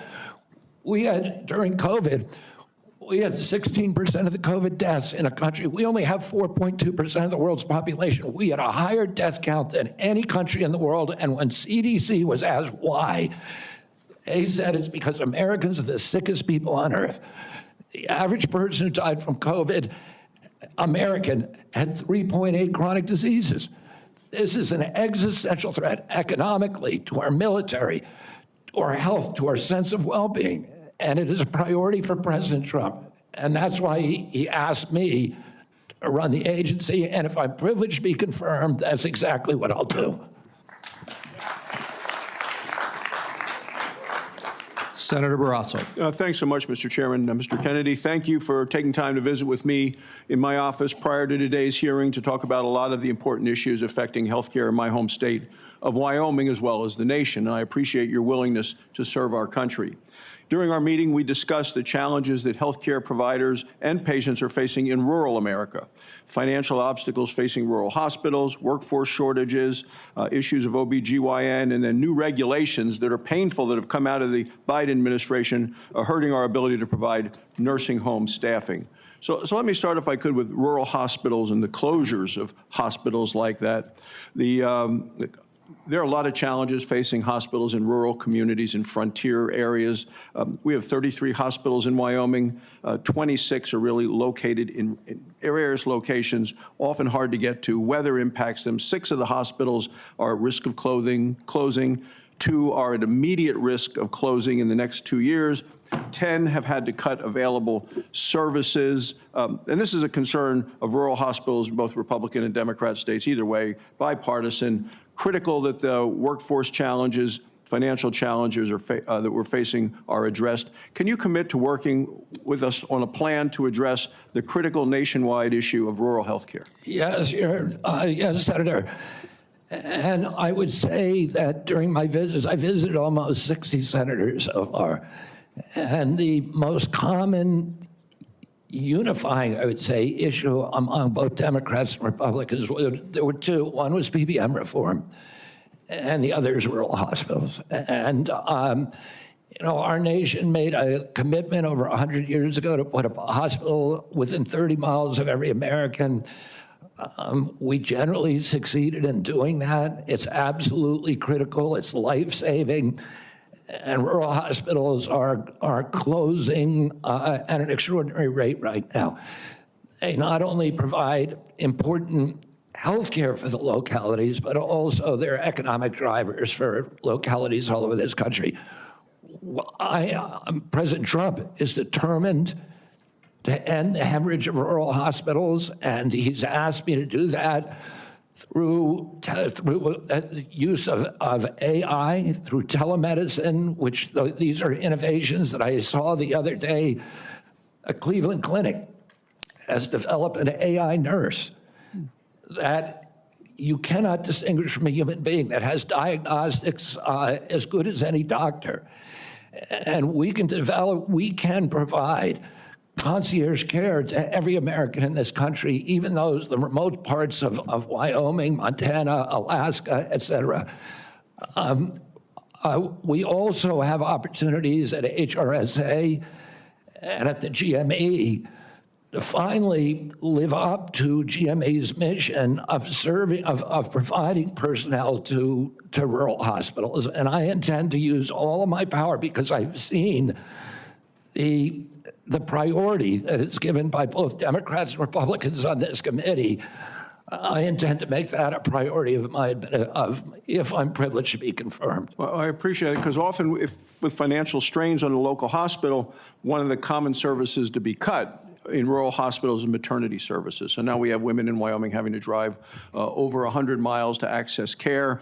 13 counties in Wyoming don't have access to OB, and we're talking counties larger than the states of Vermont, New Hampshire, Rhode Island, Connecticut, New Jersey, Delaware, counties larger than those whole states. So will you commit to working with my office to find solutions to help address these specific maternal health challenges in rural America? Yes, Senator, I look forward to it. Another issue we specifically spoke about with this harmful Biden administration rule that have really been bad for our rural nursing homes. And it's a rule that would triple the registered nurse requirements in nursing homes. This is going to lead, there just aren't enough registered nurses in our state to be able to comply with this. This would lead to nursing home closures across our state. Will you commit to working with me to fix this serious problem that it was a result of a rule that came out by the Biden administration, who clearly doesn't understand rural America? Yes, Senator, I think the rule was well-intentioned, but as you've said, and I've heard from many rural senators, it will be a disaster for their states. Some of the nursing homes, these are staffing rules that require 24-hour staffing by medical professionals. Some of the nursing homes in rural areas simply do not have the available personnel or the economics to be able to do that. It will mean the closure of nursing homes in rural areas all across our country, which means the parents, the elderly parent, will be moved a great distance from the local community and their family. And we know that the single greatest driver of high-quality nursing home care is the involvement, the proximity of family members. When you move that nursing facility away from the community where the kids live, you're going to get much worse care. So the intention, although it was noble, was in reality, for rural areas at least, it is going to be a disaster. Thank you. Thank you, Mr. Chairman. Thank you. Senator Johnson. Mr. Kennedy, welcome. Thank you for being here. Thank you for your decades-long advocacy for a clean environment, for children's health. I can't say as I'm surprised by the hostility on the other side. I'm highly disappointed in it.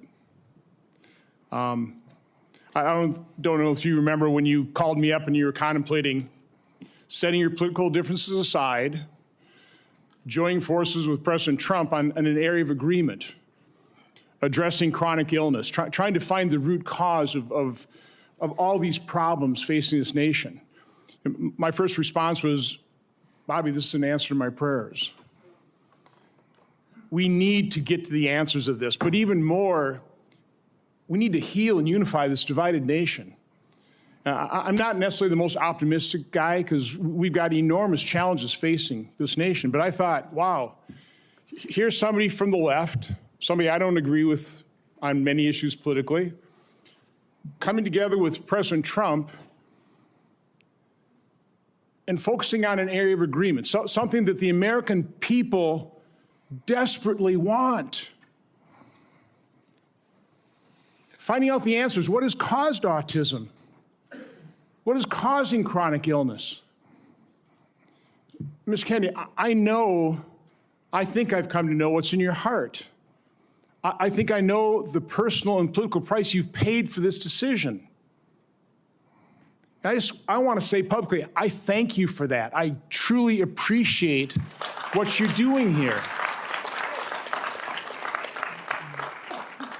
Can't we come together as a nation and do this? Can we do? Aren't you getting tired of this? I'm getting tired of this. So again, Mr. Kennedy, I need to enter in the record. These are just 11 letters of support signed by 63,000 people, thousands of doctors. From the American Association of American Physicians and Surgeons, Independent Medical Alliance, the North Carolina Physicians and Freedom Group, Governor Jeff Landry from Louisiana. These are Americans, nonpartisan. A lot of these people, I know because I've advocated with you. A lot of them are Democrats. They put their political differences aside. So, Mr. Chairman, I'd like to enter this in the record. Without objection. I also do want to, Mr. Kennedy, as long as I have you here, I've written over 70 oversight letters to the federal health agencies under the Biden administration. I've virtually gotten squat out of them, okay? What I get is we get, for example, 50 pages of Anthony Fauci's emails redacted.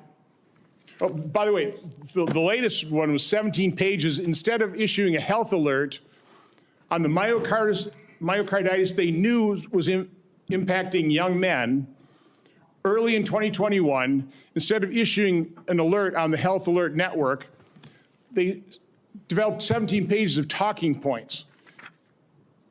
This was given to the public under a FOIA request. They had to go to court. They've got a new way of redacting. They don't black things out. They just give you white pages, so you don't even know what they have redacted.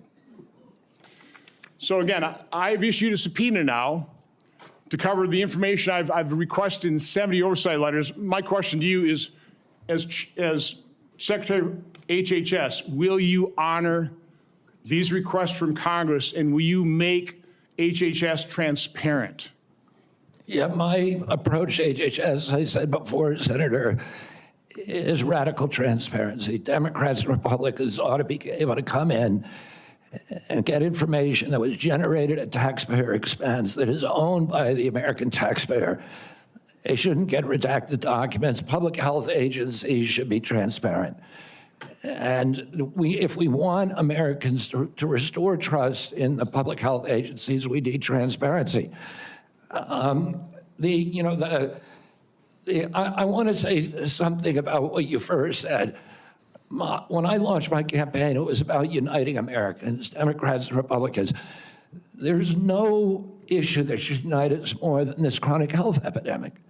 There's no such thing as Republican children or Democratic children. These are our kids. 66% of them are damaged. I know what a healthy kid looks like because I had so many of them in my family. I didn't know anybody with a food allergy growing up, peanut allergy. Why do 5 of my kids have allergies? Why are we seeing these explosions in diabetes, rheumatoid arthritis, neurological diseases, depression, all of these things that are related to toxics in the environment? Why can't we just agree with each other to put differences about so many issues, intractable issues aside, and say, we're going to end this? I don't think anybody is going to be able to do this like I have because of my peculiar experience, because I've litigated against these agencies. When you litigate against them, you get a PhD in corporate capture and how to unravel it. I've written 6 books about these agencies. I know a lot about them and I know how to fix it. And there's nobody who will fix it the way that I do because I'm not scared of vested interests. I don't care. I'm not here because I want a position or a job. I have a very good life and a happy family. This is something I don't need. I want to do this because we're going to fix it. And the other thing is we are attracting now a caliber of people to HHS like never before in history. And they're entrepreneurs, they're disruptors, they're innovators of immense talent that are walking away, many of them from growing concerns. They're not coming there for position. They're coming there because they want to save our country. And they're from across the political spectrum. And all these Democrats are opposed to me for partisan issues. They used to be my friends, agreed with me on all the environmental issues that I've been working on for my whole career. Now they're against me because anything that President Trump does, any decision he makes, has to be lampooned, derided, discredited, marginalized, vilified. We need to move on. Senator Warren. Thank you, Mr. Chairman. So, Mr. Kennedy, I want to start with something that I think you and I agree on, and that is that Big Pharma has too much power in Washington. You've said that President Trump asked you to, quote, clean up corruption and conflicts. Sounds great.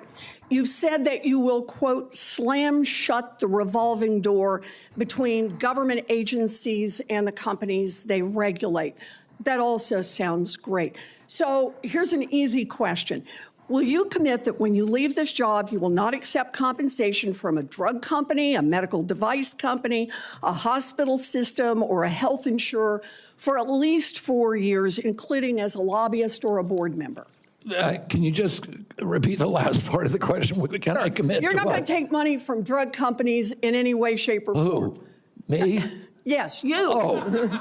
Yeah, I'm happy to commit to that. Okay, good. That's what I figured. I said it's an easy question to start with. And I think you're right on this question. I don't think any of them want to give me money, by the way. Let's keep going. You're right because to say yes, because every American has the right to know that every decision you make as our #1 health officer is to help them and not to make money for yourself in the future. So I want to talk more about money. I'm looking at your paperwork right now. In the past 2 years, you've raked in $2.5 million from a law firm called Wisner Baum. You go online, you do commercials to encourage people to sign up with Wisner Baum to join lawsuits against vaccine makers. And for everyone who signs up, you personally get paid. And if they win their case, you get 10% of what they win. So if you bring in somebody who gets $10 million, you walk away with $1 million. Now, you just said that you want the American people to know you can't be bought. Your decisions won't depend on how much money you could make in the future. You won't go to work for a drug company after you leave HHS. But you and I both know there's another way to make money. So, Mr. Kennedy, will you also agree that you won't take any compensation from any lawsuits against drug companies while you are secretary and for 4 years afterwards? Well, I'll certainly commit to that while I'm secretary. But I do want to clarify something because you're making me sound like a shill. I put together that case. I did the Science Day presentation to the judge on that case to get it into court, the Daubert hearing. Mr. Kennedy, it's just a really simple question. Yeah, You've taken in $2.5 million. I want to know if you will commit right now that not only will you not go to work for drug companies, you won't go to work suing the drug companies and taking your rake out of that while you're a secretary and for 4 years after. It's just... I'll commit to not taking any fees from drug companies while I'm secretary. No. I'm asking about fees from suing drug companies. Will you agree not to do that? You're asking me to not sue drug companies, no, and I'm not going to agree to that, Senator. Senator. Drug companies as much as you want. I'm not going to agree to not sue drug companies or anybody. So let's do a quick count here of how, as Secretary of HHS, if you get confirmed, you could influence every one of those lawsuits. Well, let me start the list. You could publish your anti-vaccine conspiracies, but this time on U.S. government letterhead, something a jury might be impressed by. You could appoint people to the CDC vaccine panel who share your anti-vax views and let them do your dirty work. You could tell the CDC vaccine panel to remove a particular vaccine from the vaccine schedule. You could remove vaccines from special compensation programs, which would open up manufacturers to mass torts. You could make more injuries eligible for compensation even if there is no causal evidence. You could change vaccine court processes to make it easier to bring junk lawsuits. You could turn over FDA data to your friends at the law firm, and they could use it however it benefited them. You could change vaccine labeling. You could change vaccine information rules. You could change which claims are compensated in the vaccine injury compensation program.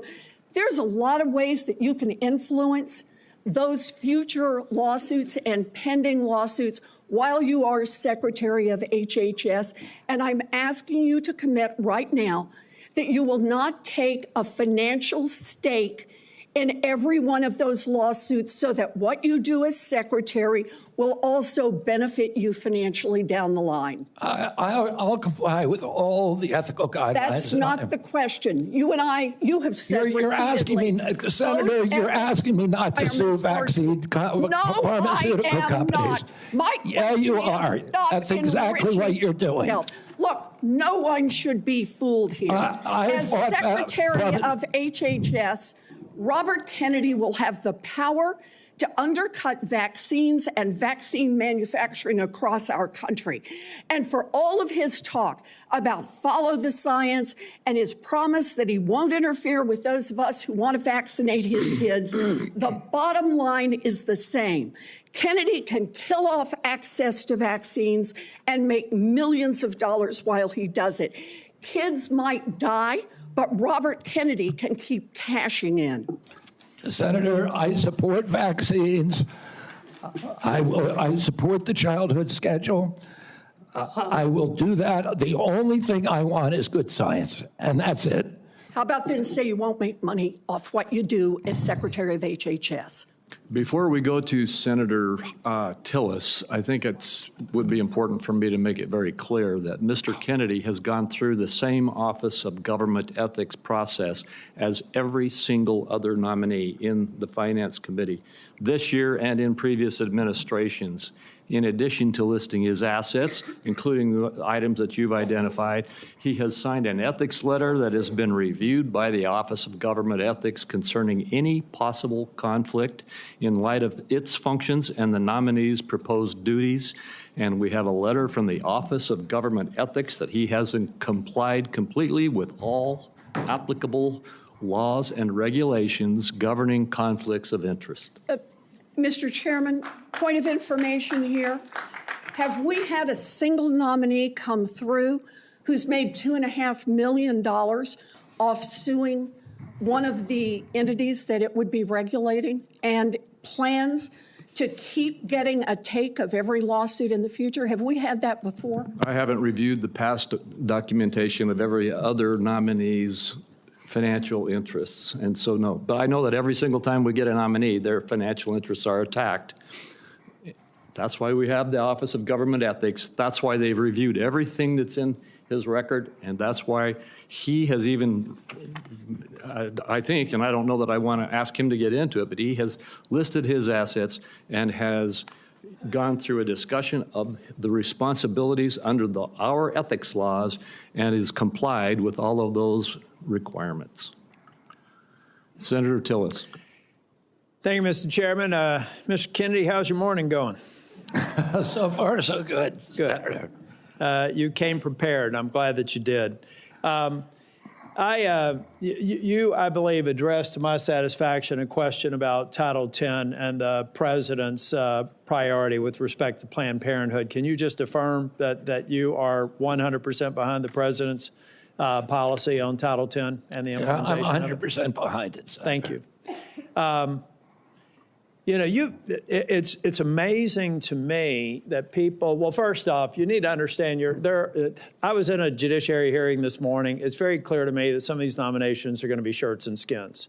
So no matter what you answer in the affirmative, they're going to ask you one more question so that you won't be able to answer in the affirmative. That's just the way the game gets played when we have nominees like yourself. So I think you're handling yourself well. I got a real quick question for you. Are you a conspiracy theorist? That is a pejorative, Senator, that's applied to me, mainly to keep me from asking difficult questions of powerful interests. I was told that I was a conspiracy theorist.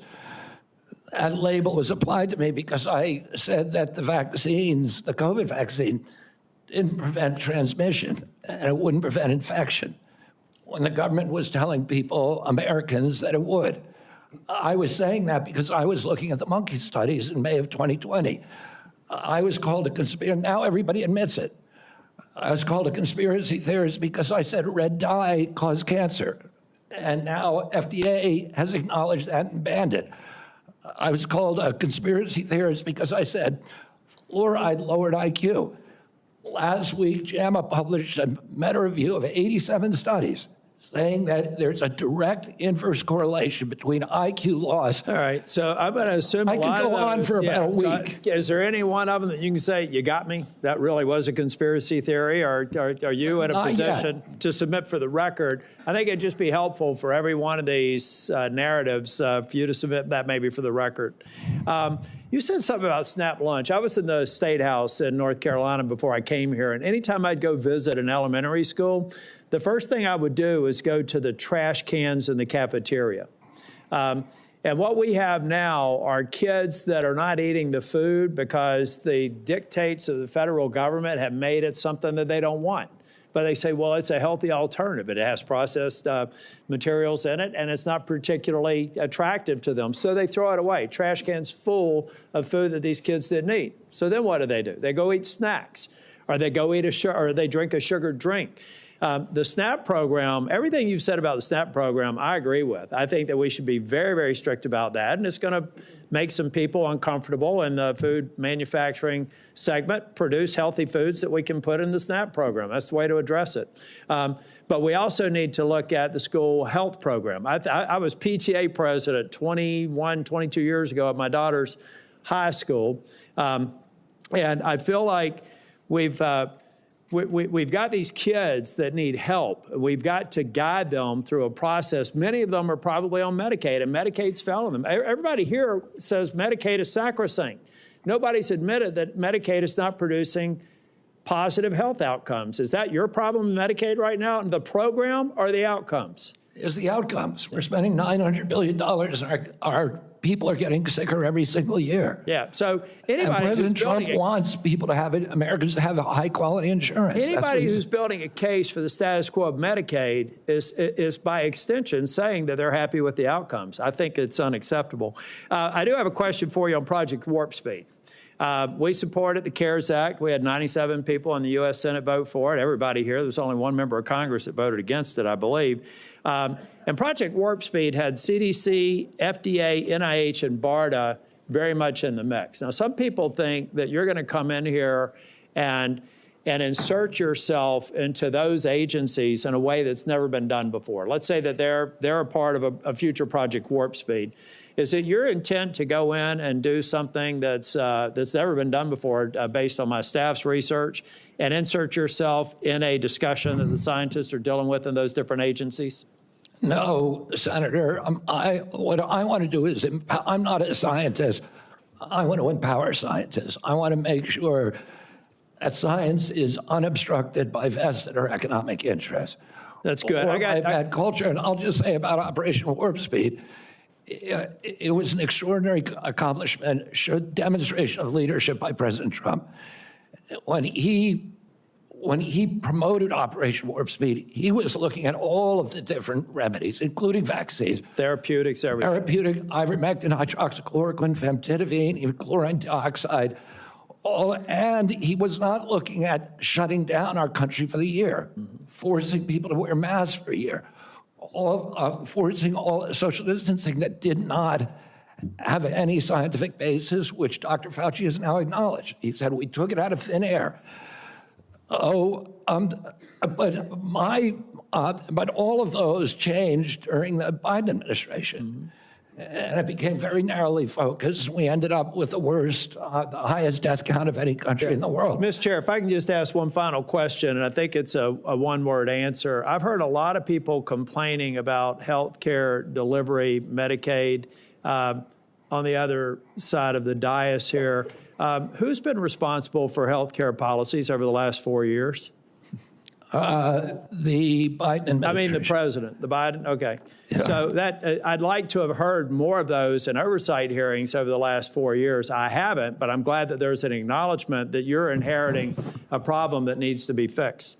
Thank you. Thank you, Senator. Senator Sanders.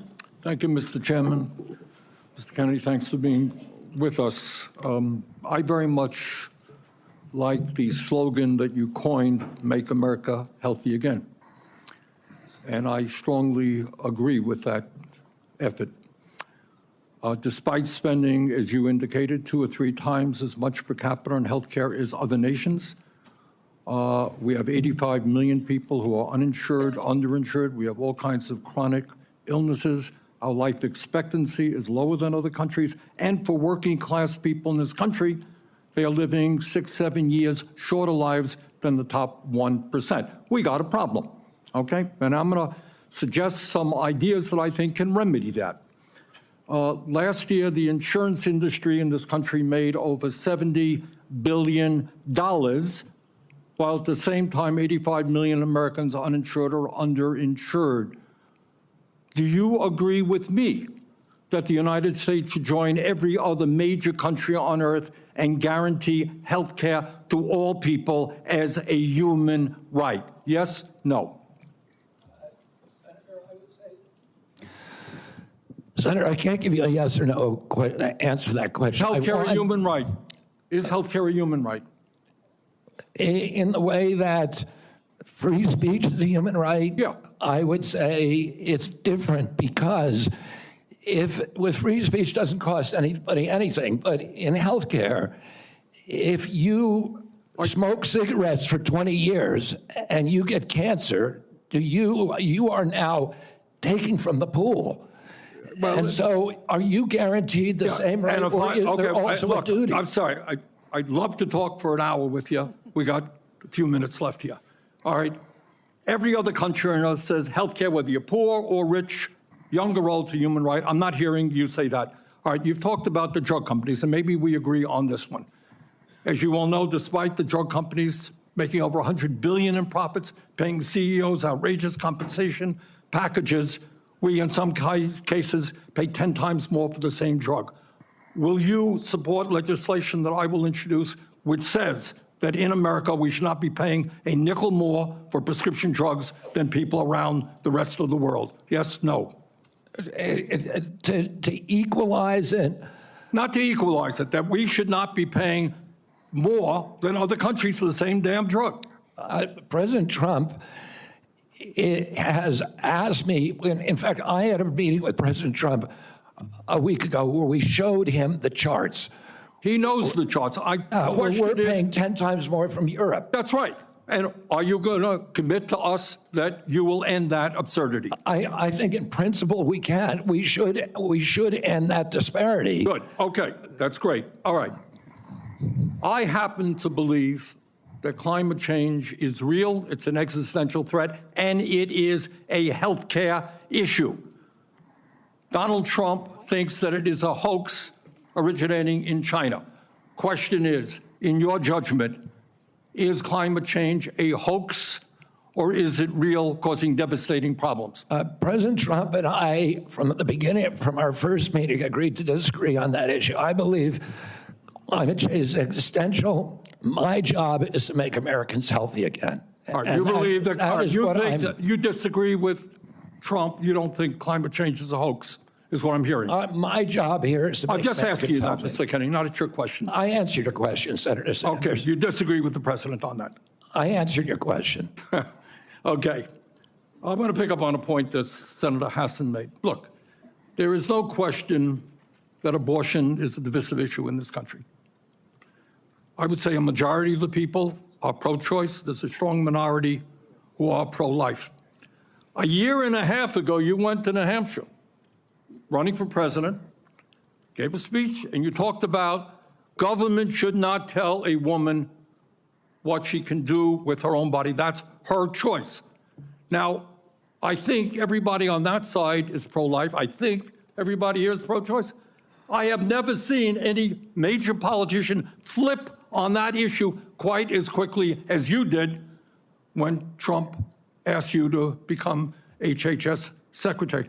Tell me why you think people should have confidence in your consistency and in your word when you really made a major U-turn on an issue of that importance in such a short time. Senator, I believe, and I've always believed, that every abortion is a tragedy. But you told the people in New Hampshire that it was their right. All right, let me do a last question here because I'm running out of time. I think the gist of what you were trying to say today is you're really pro-vaccine, you want to ask questions. You have started a group called the Children's Health Defense. You're the originator. Right now, as I understand it, on their website, they are selling what's called onesies. These are little things, clothing for babies. One of them is titled Unvaxxed, Unafraid. Next one, and they're sold for $26 a piece, by the way. Next one is No Vax, No Problem. Now, you're coming before this committee and you say you're pro-vaccine. Just want to ask some questions. And yet your organization is making money selling a child's product to parents for $26, which casts fundamental doubt on the usefulness of vaccines. Can you tell us now that you will, now that you are pro-vaccine, that you're going to have your organization take these products off the market? Senator, I have no power over that organization. I'm not part of it. I resigned from the board. Yeah, that was just a few months ago. You founded that You certainly have power. You can make that call. Are you supportive of this? I've had nothing to do with Are you leadership. supportive of these onesies? I'm supportive of vaccines. Are you supportive of this clothing, which is militantly anti-vaccine? I am supportive of vaccines. I will. I want good science, and I want to protect. But you will not tell the organization you founded not to continue selling that product. Thank you, Mr. Chairman. Senator Blackburn. Thank you so much, Mr. Chairman, and thank you so much for being with us today. And I have no doubt that you will be confirmed and you are going to do such a solid job for the people of this country. And I do have several issues I wanted to talk with you about and didn't have time to cover them all when we met prior to the meeting, but rural health care is very important to me and the people of Tennessee. 78 of our 95 counties are rural counties. Now, over the last few years, we've seen hospital closures. So we have focused on access in rural areas. And my rural health agenda, which is bipartisan, focuses on innovation, telehealth, access points. It focuses on work shortages, and also Senator Warner and I have together focused on making certain that we address the area wage index and do that fairly for our citizens that are in rural communities. So I would like a commitment from you that when confirmed, you and your CMS administrator will work with us to make certain that the area wage index is balanced and that it is fair to rural areas. Senator, both Dr. Oz and myself recognize that rural health care is in crisis in this country, and that is catastrophic for our entire country. And I talked a little bit about my commitment to rural health earlier in this hearing.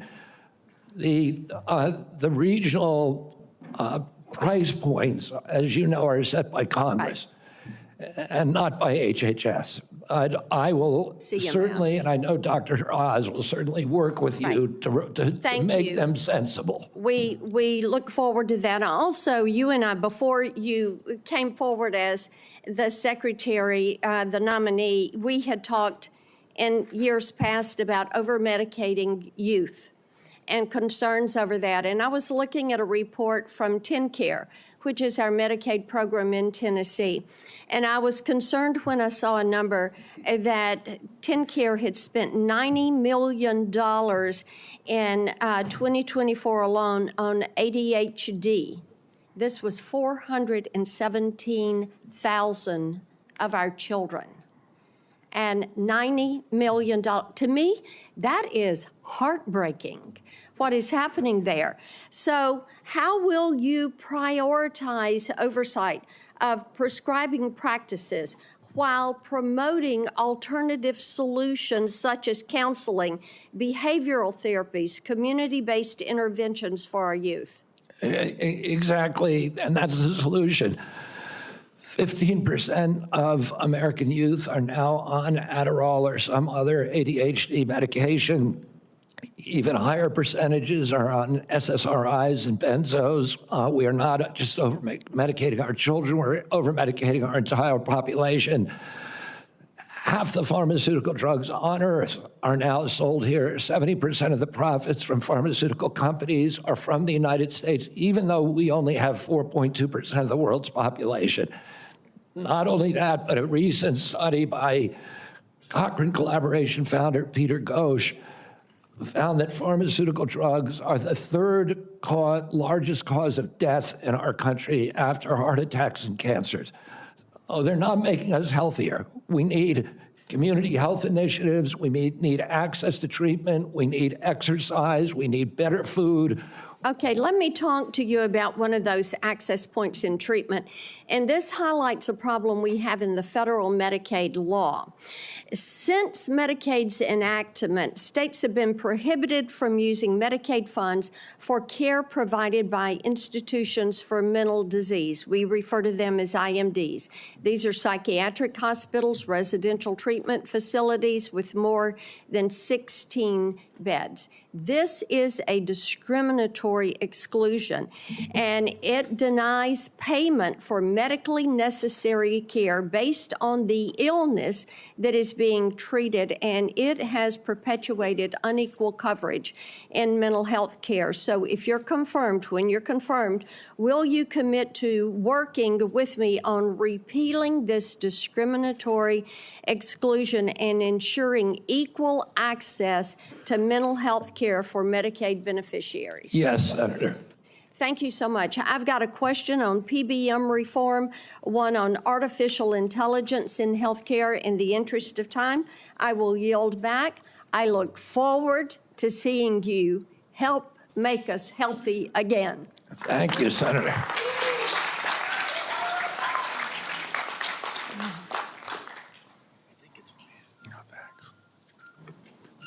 Senator Lujan. What? No, you're next. I'm next. Excuse me, I made a mistake. It's Senator Cantwell. Thank you so much. Thank you, Mr. Chairman, and congratulations on your nomination, Mr. Kennedy. And I've been absent only because I've been in another hearing with the nominee to be the Commerce Secretary. So I will review everything that you've said today and look at that diligently. But one of the things that I wanted to discuss with you is I represent a very big innovation state, and innovation in healthcare specifically. Innovation like NIH funding to the Fred Hutch Cancer Center that helped develop the HPV vaccine, which has the potential to eliminate over 95% of cervical cancer. NIH also funds a lot of jobs and grants, nearly 11,000 people in the state of Washington, and over $1.2 billion worth of grants. So while I agree with you on healthy foods, I definitely am troubled by the medical research side of innovation and some of the things that you have said. In fact, this issue about laying off 600 employees at NIH, or giving the fact that, to quote, give infectious disease a break for 8 years. So we've had a chance to talk about this a little bit, but the most striking example of this is when COVID hit. And we were the first in the nation. We had the first case, and it really was the fast response by the University of Washington that really helped save lives. So I just want to know that, are you aware of how harmful these issues could be for public health? That public health in and of itself could be affected by these kind of anti-science views? Senator, I have always been a science person, a pro-science person. I believe in evidence-based medicine, in gold standard science. When I said, and I've explained this before you came in, that 600 people out of a workforce of 91,000 is pretty typical. Last year alone, President Biden replaced 3,000 people at HHS and 700 at NIH. I want to say this. I said give infectious disease a break because that's been the principal preoccupation. Infectious disease, chronic disease is 92%, accounts for 92% of deaths in this country, and almost nothing is studied at NIH about the etiology of our chronic disease epidemic. But right now, the money is going to infectious disease. But I get your point. It's an interesting point. The problem is we had to respond, and it's actually the Gates Foundation and a flu cohort that figured out what was wrong, and that we had an outbreak of COVID that was going beyond the very first case. And so we had to build a very fast response. So I take this too. The University of Washington has conducted groundbreaking stem cell research on fetal tissue. To me, I know there's probably a lot of people that may not agree with this, but we're making regenerative heart tissue now at the University of Washington. So yes or no, do you commit to protecting stem cell research for scientific agencies if confirmed? I will protect stem cell research. Stem cell research today can be done on umbilical cords, and you don't need fetal tissue. You'll protect the laws that are on the books today and the research that's done. My job is, Senator, to enforce the laws.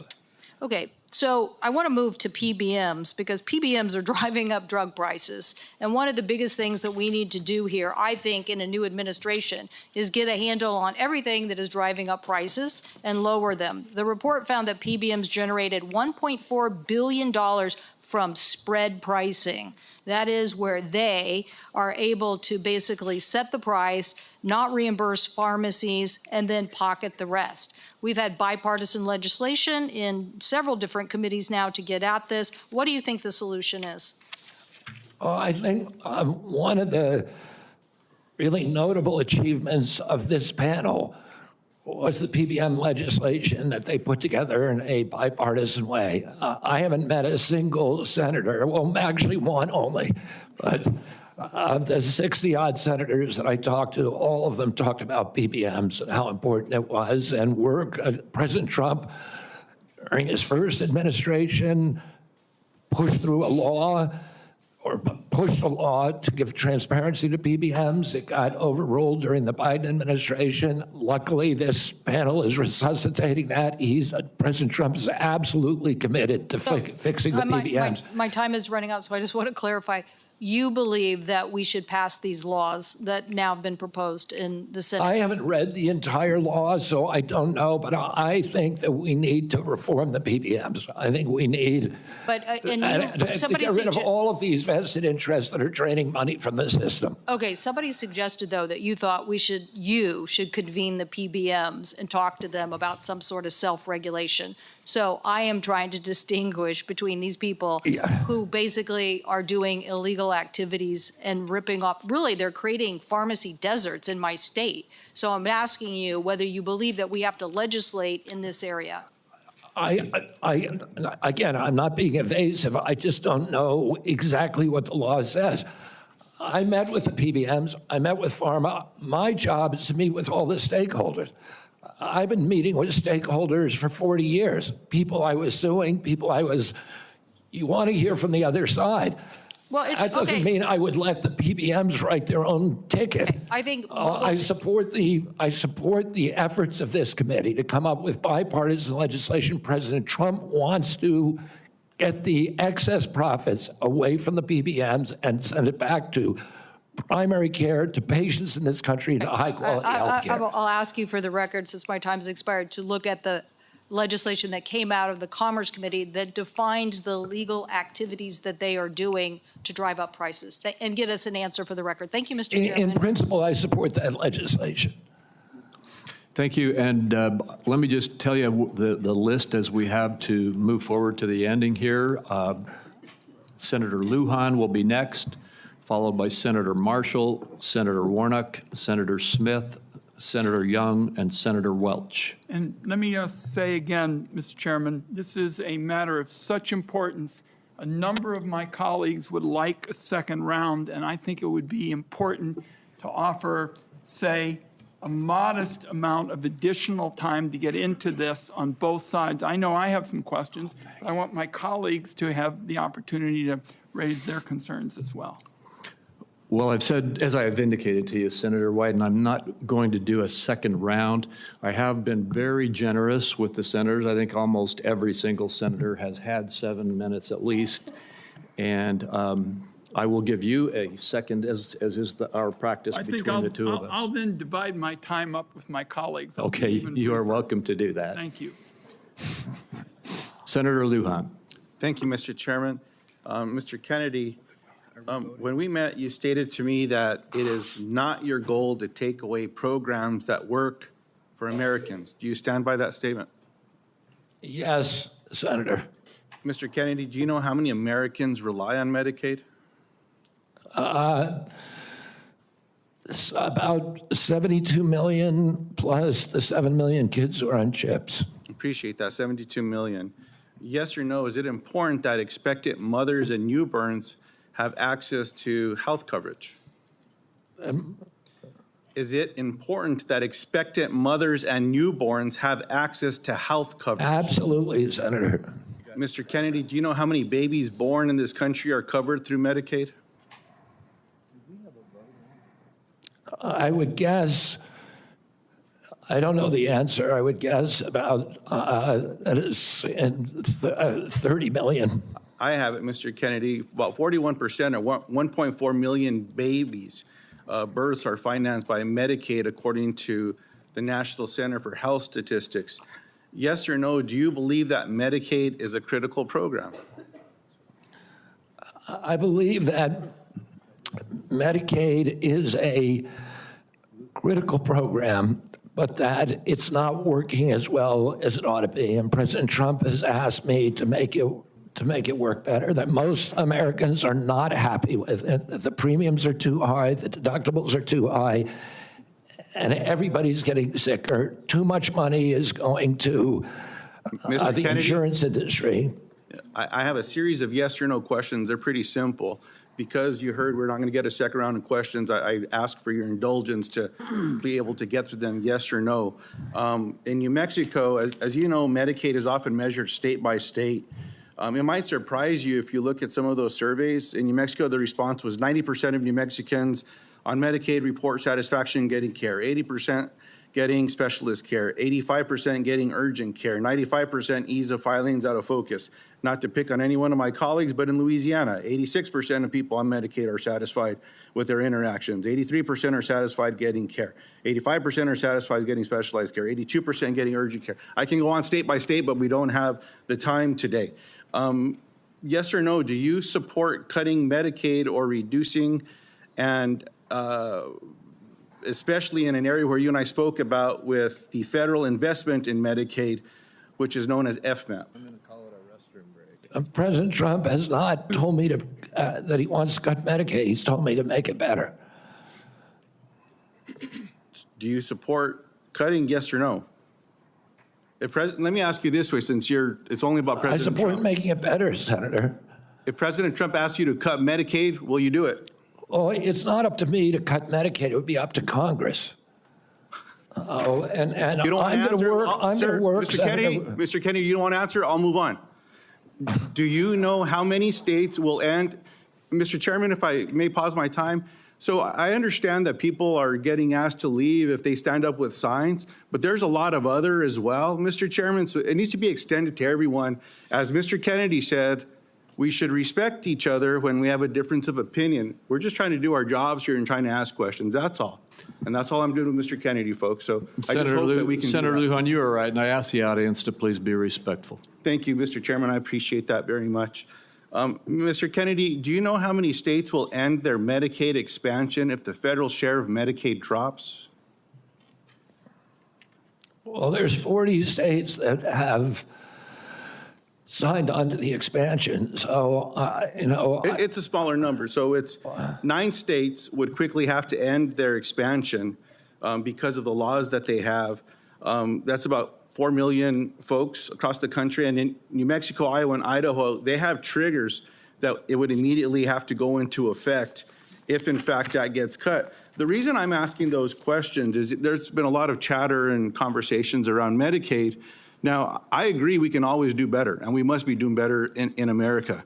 But Medicaid has been shown to improve health outcomes, including mortality, quality of life, and access to preventative care as well. And there's some areas, Mr. Kennedy, that you and I touched on specific to Native American communities. One of the concerns that I have are these programs matter to folks. You shared your passion about caring for folks. I believed that passion. My question in this area is, as you know, when folks are doing research and they're going to check to see if medicine works on someone, if they're not included in that trial, it often doesn't help them. That's what all the evidence shows. So what are you going to do when programs are eliminated to require the inclusion of Native Americans in clinical trials when it comes to life-saving medicine? I'm going to do everything I can to make sure that there's Native Americans in clinical trials. As I said to you when I visited your office, I spent 20% of my career working on Native issues. My family's been deeply involved with them. My father and uncle were big critics of the Indian Health Service, a failure to deliver good health results or health care on the reservations. I'm going to bring a native in for the first time in history into my central office, that all the major decisions in my office will be that he will have it. We've already interviewed candidate, a very, very good candidate, will have direct impact on all the major offices. One of my priorities is to improve. I appreciate that. I have a follow-up in that space specifically. Will you commit to finalizing the congressionally mandated FDA guidance to increase clinical trial diversity? Just repeat that again. I'm sorry, Will you Senator. commit to finalizing the congressionally mandated FDA guidance to increasing clinical trial diversity? Yes. I appreciate that. Will you commit to reinstating all of the pages that were eliminated and people that were fired from this administration that have this responsibility? I cannot commit to that because I don't know who they are. Well, there's I'll some commit folks out to there doing the working work. with you to make sure those positions are adequately staffed. I will follow up in writing in those specific areas because I think there's some commonality here, but answers matter. And so I'd like to get those as timely as possible. The last thing, Mr. Chairman, that I'll say is one of the conversations I had last before this hearing was with a family that I've been working with to work with my Republican colleagues when it comes to autism and federal programs and making a difference in these families' lives and this little girl's life. What I'm asking now, Mr. Chairman, is unanimous consent to enter into the record an article from Autism Speaks titled, quote, "Do Vaccines Cause Autism?" End quote. And I'll note that the first sentence states, quote, "Vaccines do not cause autism," end quote. Thank you. I yield back. Without objection. And before we move on, we've had a request from several quarters for a quick restroom break. We will take a 5-minute recess. I'm sorry to those remaining 5 or 6 senators who must wait a few minutes, but we will have a quick break. We will be back as soon as we can.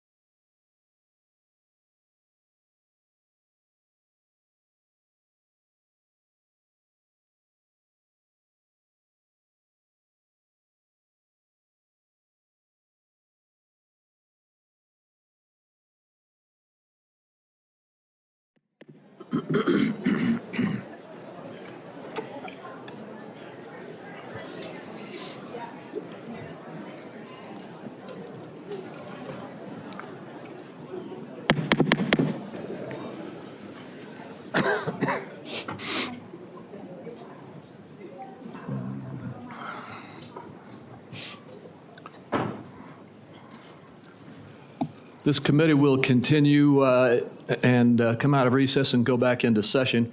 Before we go to you, Senator Marshall, I'd like to just tell everybody the remaining list. Senator Marshall, Senator Warnock, Senator Smith, Senator Young, and Senator Welch. And then I did indicate earlier that I would give another 5 minutes to Senator Wyden. I understand he has distributed that 5 minutes to a few of the other senators.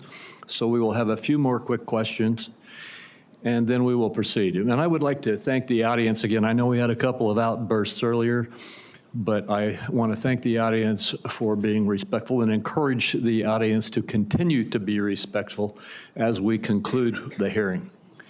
With that, Senator Marshall. Thank you, Chairman. Obesity, diabetes, heart disease.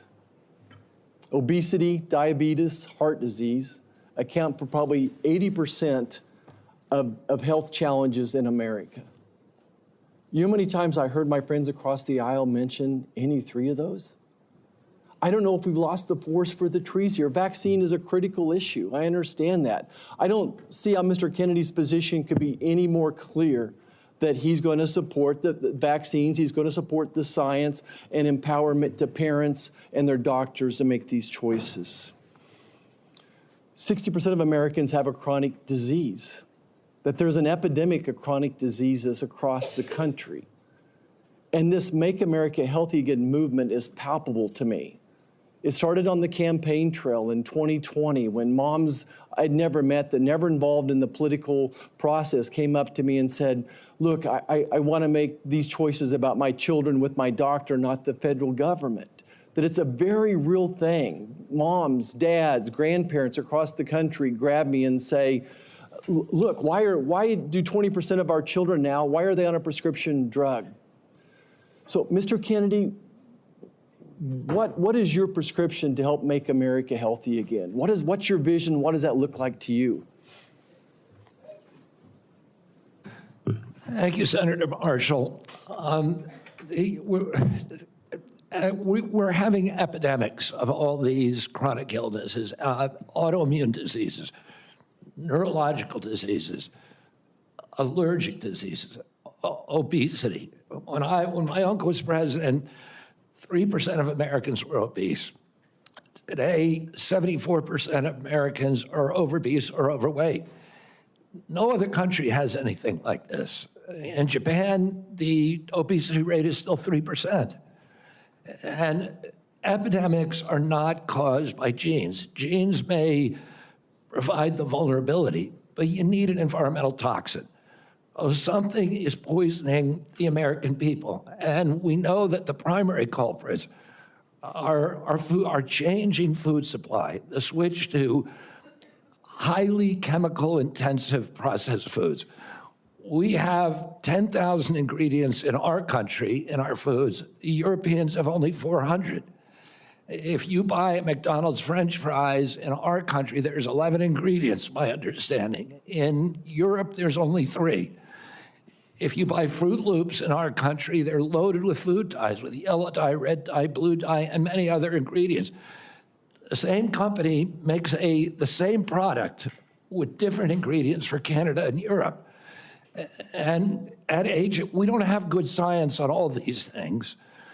And that is deliberate. That's a deliberate choice not to study the things that are truly making us sick, that are not only contributing to chronic disease, but to mortalities from infectious disease. We need to get a handle on this, because if we don't, it's an existential threat. Our country is not going to be destroyed because we get the marginal tax rate wrong, or because we get one of these culture war issues that we've been talking about today wrong. It's going to be destroyed if we continue down this trajectory of chronic disease. We need to fix our food supply, and that's the number one. Thank you, Mr. Kennedy. Certainly, I share your concern with ultra-processed foods. On the other end of this food chain are my farmers and ranchers back home. Would you just take a second and share your compassion, how you feel about farmers and ranchers, that they respond to the market. They don't dictate the market. They grow what the market is wanting them to grow. And Senator Hawley told me the other day that his brother-in-laws are all farmers. And he said 4 out of every 5 of his brother-in-laws has Parkinson's disease. And that kind of cluster we're seeing across farm country of cancers, autoimmune diseases, obesity, et cetera. Oh, it's, and we can now not export American food to Europe because the Europeans won't take our food. That's not good for farmers. We're also destroying our soil because some of the chemicals that farmers use destroy the microbiome, and that causes the erosion of the soil. You can't get water infiltration.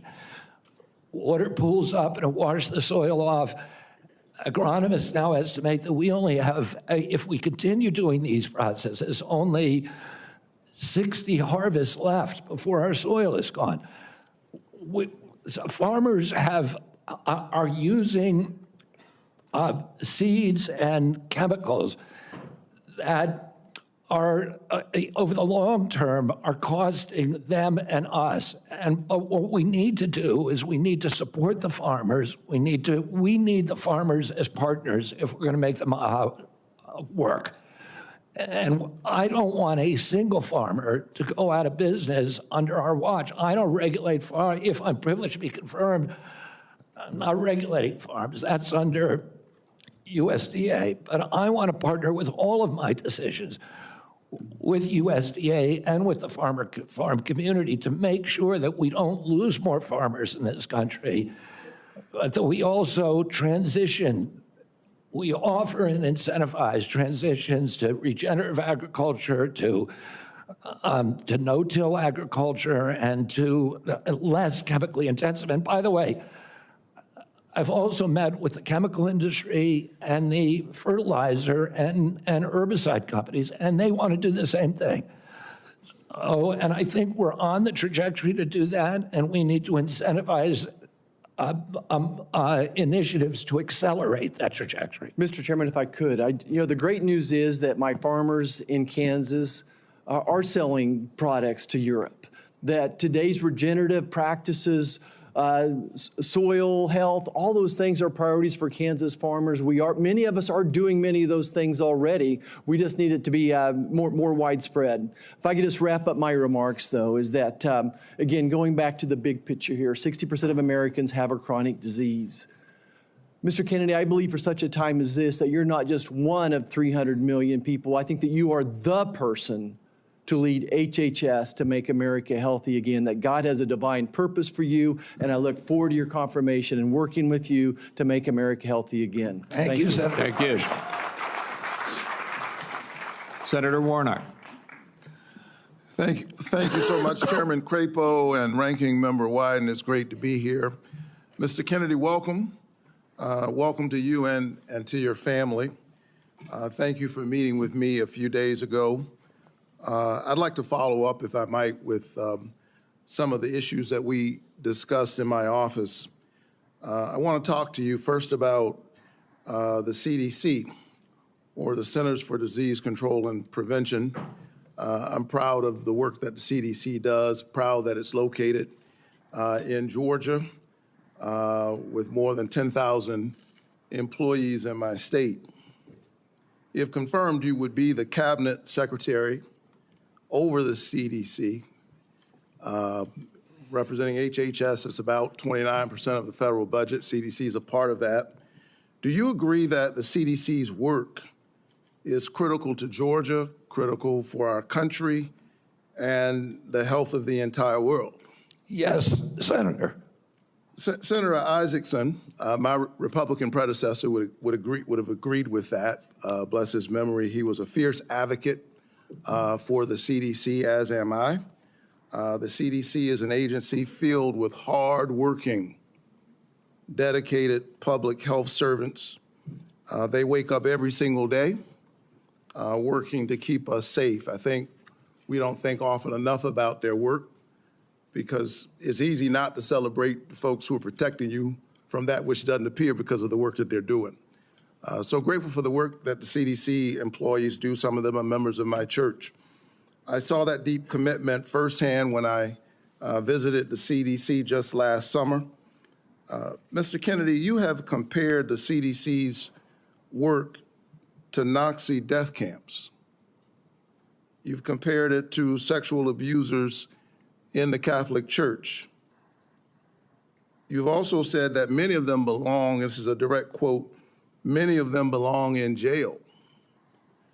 For me, those are disturbing characterizations of the CDC workers that I know who are trying to keep the American public safe every single day. And as you are presented as the nominee for this position, I need to know, do you stand by those statements that you made in the past, or do you retract those previous statements? Senator, I don't believe that I ever compared the CDC to Nazi death camps. I support the CDC. My job is not to dismantle or harm the CDC. My job is to empower the scientists if I'm privileged to be confirmed. So you retract those statements? I'm not retracting it. I never said it. Well, actually, I have a transcript of me saying that it's a Nazi death camp. Yeah, let me read your words. It says that the institution CDC and the vaccine program, is your description of their work, is more important than the children that it's supposed to protect.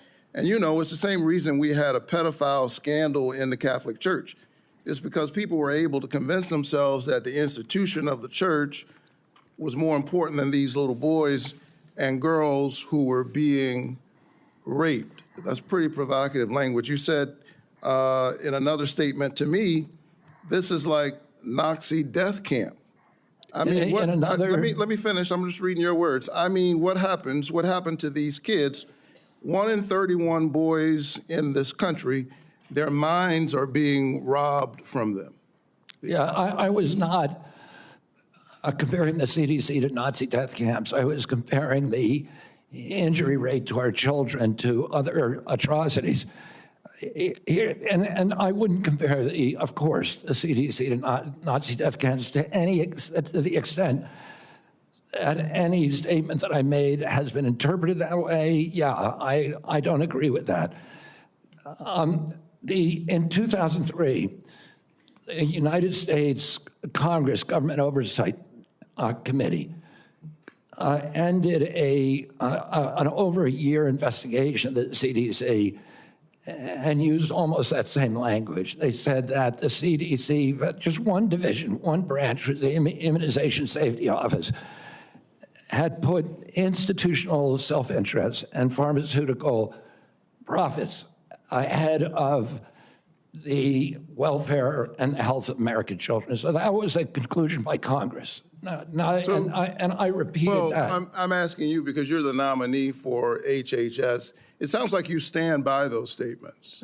Senator, my objective is to support the CDC. There's nothing I'm going to do that is going to harm CDC. I want to make sure that our science is gold standard science, and it's free from that same Government Oversight Investigation Committee found that the panels, the ACIP panel within CDC, I think 97% of the people on it had conflicts. I don't believe that that's right. I think we need to end those conflicts and make sure that scientists are doing unobstructed science. So I want to enter this statement, by the way, into the record without objection. Without objection. Last week, the White House gagged HHS and the CDC, preventing them from communicating all important public health information to anyone, including all of our allies, including our allies in the United States and global disease prevention. Can you just answer yes or no, because I'm running out of time? Do you agree with that action? I was not consulted on it, but that's pretty much standard operating procedure for incoming administration. So you agree with the action that gagged HHS and CDC from communicating important public health information? That directive made sure that no public health, that only non-essential travel and mass communications were temporarily suspended pending the confirmation of a new HHS secretary. This is standard operating procedure for every administration. I get it. I don't think what we've seen over the last several days is standard operation for new administrations. I think we're seeing some unprecedented actions, but you agree with it.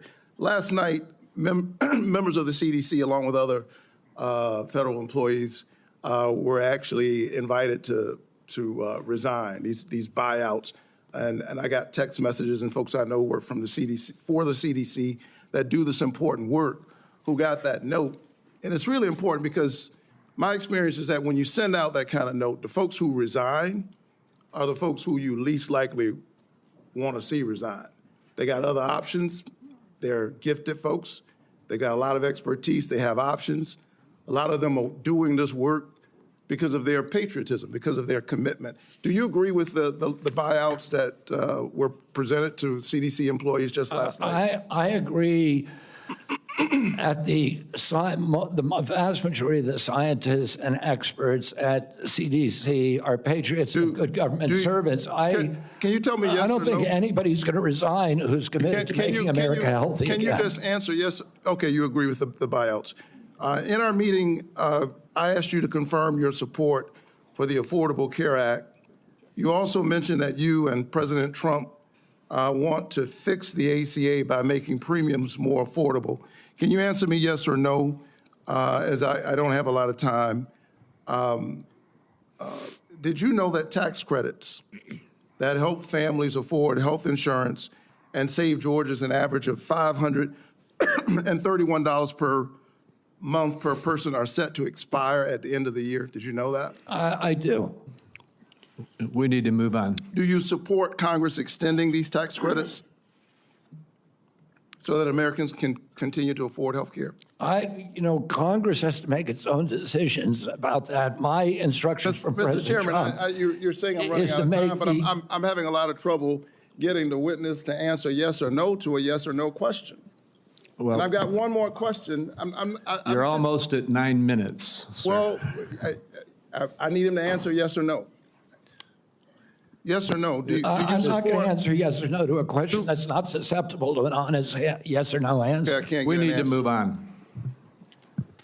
I think that the fact that you find it difficult to answer basic questions is deeply troubling for me as you present yourself as a nominee to run HHS. Thank you so very much. Senator Smith. I've been in courts all over the country and prosecutors. Mr. Chairman, you told me I'm out of time, and the witness continues to filibuster even after I said I'm done.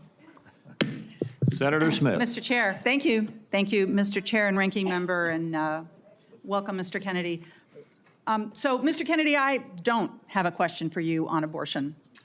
I think that my colleagues on both sides of the aisle have covered this, but I want to say I can respect people who have different views than mine on this issue, but it's hard for me to respect people who won't give a straight answer to what they think on this issue in particular.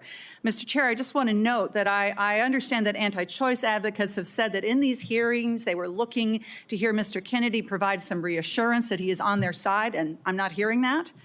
And I think most Americans are looking for some hint that the decisions that people make about abortion should be personal and private, and they should be free to make those decisions without government interference, and I'm not hearing that either. To make it worse, the answers that you have given tell me that the Trump administration is more than willing to restrict or even ban medication abortion without a single act of Congress, and even in states where abortion is legal. And what is clear to me is that you and President Trump are dangerous to women's access to mifepristone. So having said that, I want to move to a different topic. Mr. Kennedy, I appreciate Senator Cornyn's questions about mental and behavioral health, something that I care a lot about. I know that you and your family have had personal experience with mental health challenges, as have I. And I agree that the mental health crisis in this country is a crisis. So let me ask you, in an interview in 2023 and again in 2024, you blamed school shootings on antidepressants. You said, and this is a quote, "There is no time in American history or human history that kids were going to shoot schools and shooting their classmates. It really started happening coterminous with the introduction of these drugs, with Prozac and with other drugs. So do you believe, as you've said, that antidepressants cause school shootings? This should be a simple question. I don't think anybody can answer that question, and I didn't answer that question. I said it should be studied. I said it should be studied along with other potential culprits like So they may cause social media. But I don't know. I would never make, because there's no science on that, Well, Senator. there is, Senator. Excuse me, there is, Mr. Kennedy. Thank you for the promotion. The science shows that there is no link between school shootings and antidepressants. And in fact, most school shooters were not even treated with antidepressants. And of those that were, there was no evidence of association. You know, I don't think you can say that, Senator, because HIPAA rules, nobody knows. Well, that is, Mr. Kennedy, do you think that people who take antidepressants are dangerous? I think, listen, I'm not going into HHS if I'm privileged to be confirmed with any. So you can't say that people to impose any preconceived ideas that I may have. I just want to have good science. So you're not saying that they aren't dangerous, which means that they could be dangerous. Let me ask you this. That's not true. You've described Americans who take mental health medications as addicts who need to be sent to wellness farms to recover. Is that what you believe? No, of course I didn't say that anybody should be compelled to do anything. No, but you said they should be sent. I said they should be available to them. I didn't say they should be sent. You said that folks that take antidepressants are like addicts. That I can provide that, Oh, I think they should have the availability. Listen, I know people, including members of my family, who've had a much worse time getting off of SSRIs than people have getting off of heroin. It's the withdrawal period is, I mean, and it's written on the label. I have some experience with this myself, Mr. Kennedy. This is personal for me. When I was a young woman and I was struggling with depression, thankfully, I had the resources to help me get through it, including a new generation of SSRI uptake inhibitors, which helped to clear my mind, get me back on track to being a mom and a wife and a productive, happy person. And I'm really grateful for that therapy. So I have some experience with this, and I think that everyone should have access to that care. And your job as secretary is to expand access to care, not to spread lies and misinformation. And you know, the things that you say, Mr. Kennedy, they live on. They have impact. And, you know, we're having this conversation at the same moment that my Republican colleagues are looking to try to figure out how to save money any way they can. And so they want to cut Medicaid. Let's just think about this for a minute, because you're going to be, should you be confirmed, you would be responsible for CMS, which provides mental and behavioral health care to millions of Americans. Close to 40% of folks on Medicaid have a behavioral health condition. And you would be part of this administration that would be looking to cut Medicaid. So, Mr. Kennedy, these statements that you've made linking antidepressants to school shootings, they reinforce the stigma that people who experience mental health every day face every single day. And I'm very concerned that this is another example of your record of sharing false and misleading information that actually really hurts people. Senator, you're mischaracterizing my statements. I am only putting into the record what you have said, Mr. Kennedy. You're mischaracterizing my statements, and I'm happy that you had a good experience on SSRIs. Many Americans have very good experience on it. Others have not. That would be an issue between them and their physicians, and not for the future head of HHS to be putting out misinformation about the dangers of SSRIs and other antidepressant medication, spreading the stigma and the fear that we're actually trying to overcome. Do you think physicians, when they make that prescription, ought to have access to good science? Of course they do. And that's all I believe, too. And you and I are in agreement, Senator. And to your point that you made when you made these statements, it was not based on good science. I don't know what it was based on. I was saying the science needed to be done. I was saying these are potential culprits.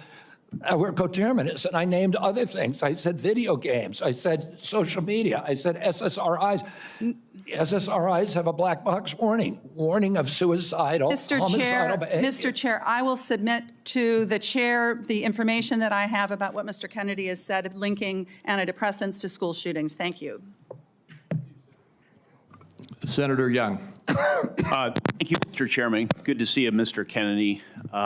to follow up on that spirited exchange, in talking with you and reading about your vision for the department, you said one of your goals is to return public health agencies to the gold standard of scientific review. You've alluded to the gold standard a number of times today. So I'm going to give you an opportunity, uninterrupted, but hopefully not too extensive, to tell me and others what you mean by this gold standard.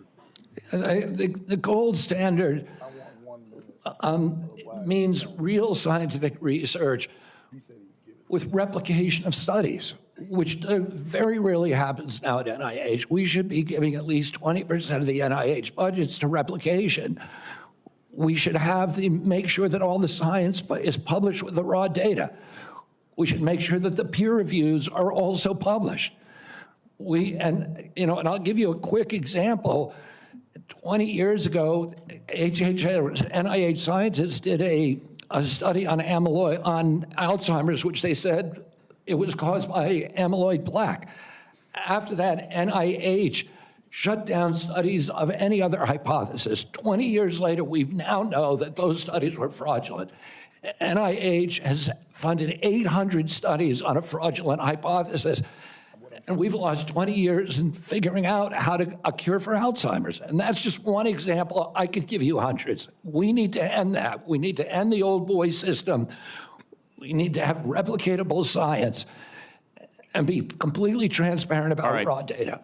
Thank you, sir. In recent years, particularly during the COVID pandemic, there's been a lot of skepticism about our public health institutions. Some of this, I would say, is warranted, but it's now created a pervasive lack of trust from the public that these institutions are acting in bad faith or failing to act in objective criteria, failing, in short, to act in the best interests of the public. If confirmed, Mr. Kennedy, how will you work to regain the public's trust? I suspect it will take some time in these important public health institutions. Through radical transparency, I'm going to make the reason people don't trust the public health agencies is because they haven't been trustworthy. And you gave the example of COVID. At the beginning of COVID, everybody was rushing to get that vaccine. We had over a 90% vaccination uptake. Yes, sir. CDC's most recent recommendation is that Americans take the 8th booster. Only 23% of Americans are complying. That means 77% of Americans no longer trust CDC, and that is the problem. Yes, sir. In the absence of full information, might it, I think agree with you, but I want your response. Might it make sense to share that absence of full information with the American people, that uncertainty? I think one of the things, by observation and experience, that I saw during the pandemic was we had certain prominent doctors appear on television and indicate, no, you absolutely must not wear a mask. 2 weeks later, it's yes, you must wear a mask. But they were certain. And they even demonized people for not following the latest science, knowing there's a high level of uncertainty in that science. Would a measure of humility, and as you say, radical transparency demonstrates humility, help rebuild trust over a period of years? Absolutely. We need to tell Americans what we don't know. We need to make sure studies that reach a null hypothesis are also published. And that doesn't happen. Sir, I think you are right about why healthcare costs are so high in the first place. The answer is indeed chronic disease. 90% of our healthcare spending goes towards managing it, as you say in your open statement. It's not in the main because of waste, fraud, and abuse, although we know some exist. It's not in the main because we have greedy executives at innovative, world-class companies. It's not in the main because we haven't yet adopted an unsustainable Medicare for all scheme. It's because of this. So I'm encouraged that you intend to make that a point of emphasis as it pertains to your future leadership. I will say, with respect to COVID, it's not over for a lot of Americans.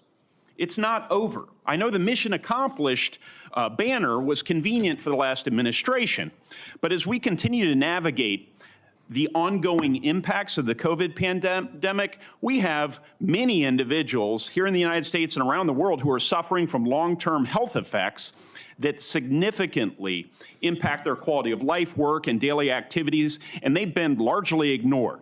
Funding for long COVID research was appropriated by Congress in December of 2020, followed by additional funding directed by the Biden administration in February 2024.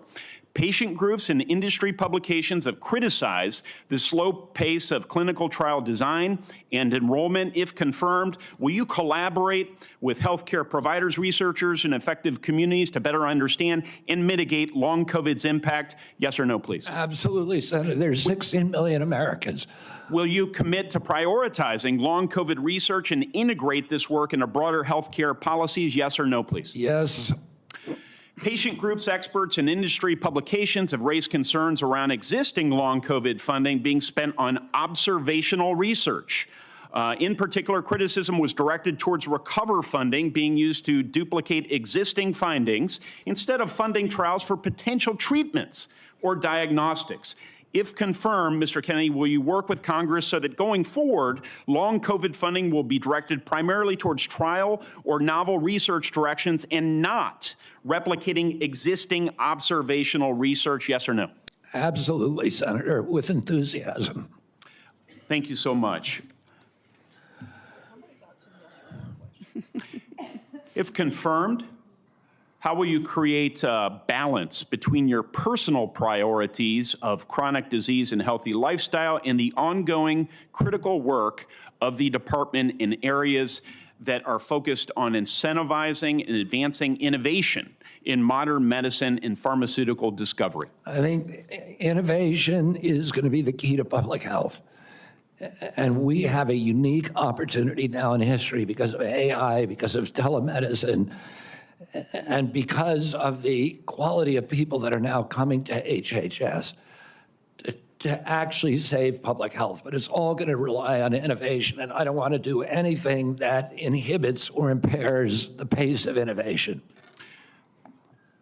That's encouraging. From approving AI algorithms to determining Medicare coverage, we certainly need more innovation, and we need good people in the department to assist with that effort. So I'll follow up with a question about how you're going to attract and retain good people. Thank you, Chairman. Sorry to shut you down a little faster than I did the others, Senator. We are up against a vote deadline here, and we have one more senator who gets his full time. I hope you'll keep it as close to 5 minutes as you can, Senator Welch. And then I've promised Senator Wyden, 5 more minutes? To be divided 1 minute with my colleagues getting 1 minute. And then if we can do that, we can get over to vote before they call the vote on the floor.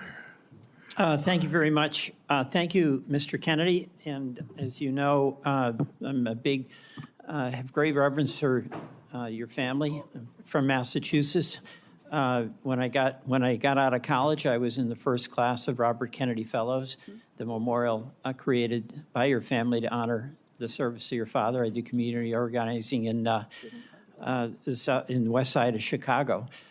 And I certainly admire your energy in your effort here and desire to serve. You know, there's a couple of things that are really important here. This is not just about a debate on vaccines. It's a debate about the qualifications, experience, and priorities as to the person that will head Health and Human Services. And it's not just about what your answers are today or what the questions are. It obviously has a lot to do with your whole record and your whole history. You know, your sister in her letter, or pardon me, your cousin in her letter said, you've always been charismatic, able to attract others through the strength of your personality, willingness to take risk and break rules. That's, I guess, an attribute, but it can be a danger. The question I fundamentally have is whether your willingness to disrupt and maybe break rules is going to be dangerous and destructive. The character questions we didn't go into here, but there's some sketchy things you've acknowledged. Your history with heroin, you've gotten over that. But there's incidents that do, I think, concern the question of whether the stability is there to be in charge of this major organization. And that's compounded by my concern that you don't have any experience managing a large organization, that you don't have any experience in government. So those are things that have to be taken into account.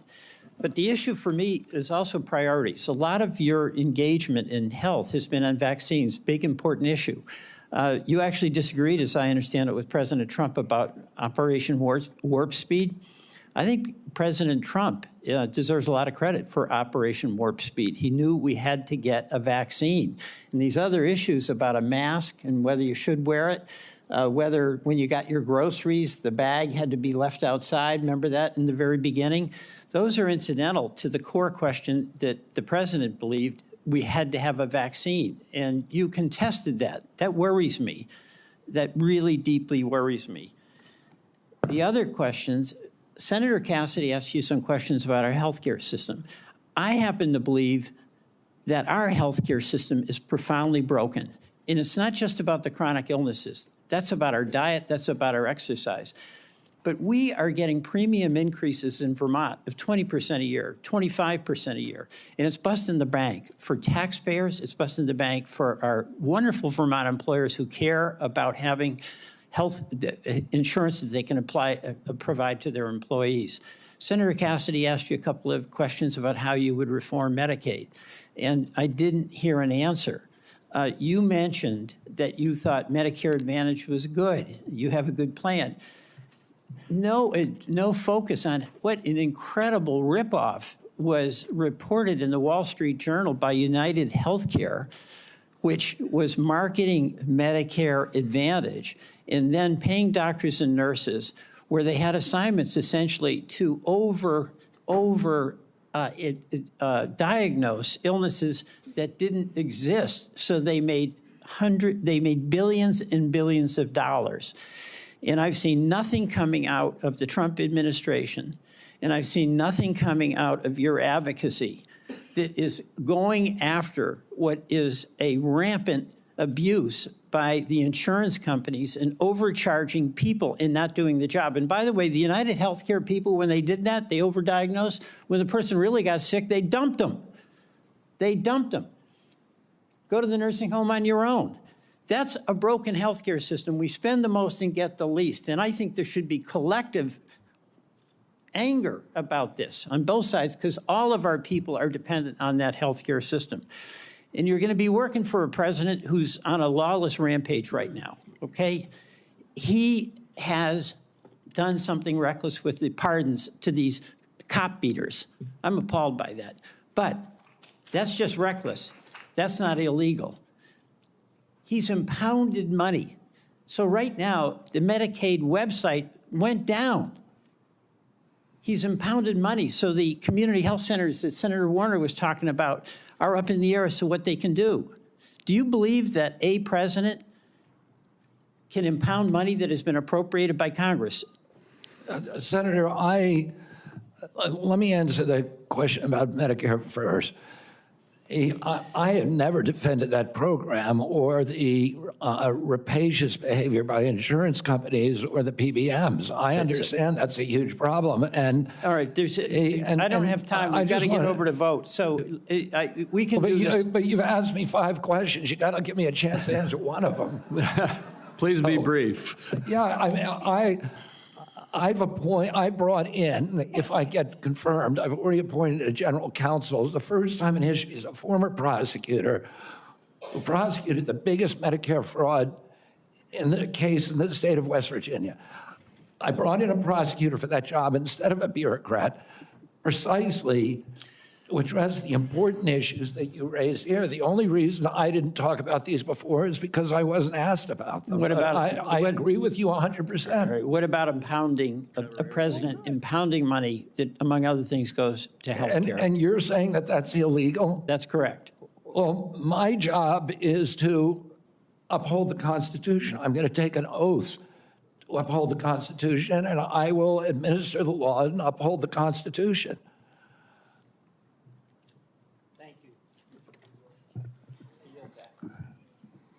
Mr. Chairman, I believe under what we've discussed, I control 5 minutes. I'm going to take one and give one to each of my 4 colleagues that remain. All right, and I would just say this vote, they're going to call it in about 8 minutes. Thank you. So we have very little time. 2 hours ago, colleagues, I asked Mr. Kennedy to reconcile his many anti-vaccine statements with his handful of pro-vaccine statements. Instead, he gave us a word salad and ducked the issue. The same was true, Mr. Kennedy, with respect to measles, where you wrote a book playing down the threat of measles, even though American families are very concerned about it, and apparently families are still mourning in Samoa. And my last point would be that Mr. Kennedy said today really wasn't about him. And I just want to tell him it is all about you, because I find your presentation to be both untrustworthy and unprepared, because my colleagues have been seeing back and forth between Medicare and Medicaid, and it's not clear which program you're using when. So I want colleagues to know there is a lot more information to learn about Mr. Kennedy before we vote. I'm going to urge that to my colleagues on both sides of the aisle to not make decisions on the basis of this session. I thank you for the additional time. And I guess my next minute is Senator Whitehouse, Senator Warren, and Senator Smith. And again, 1 minute each, please. There's been a lot of conversation about late-term abortions here, and I just want to make clear what Rhode Island OBGYN doctors describe as what is almost always happening when a late-term abortion is needed. It is a childbirth gone wrong.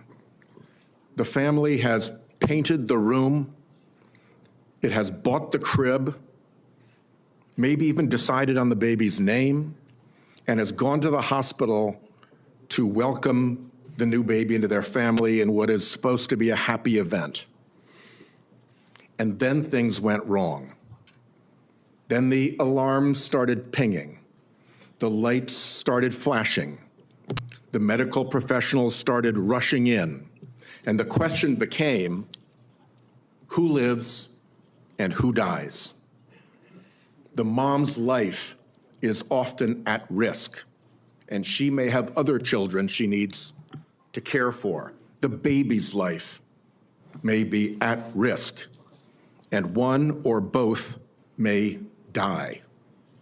In that environment, the doctors and the family own that decision.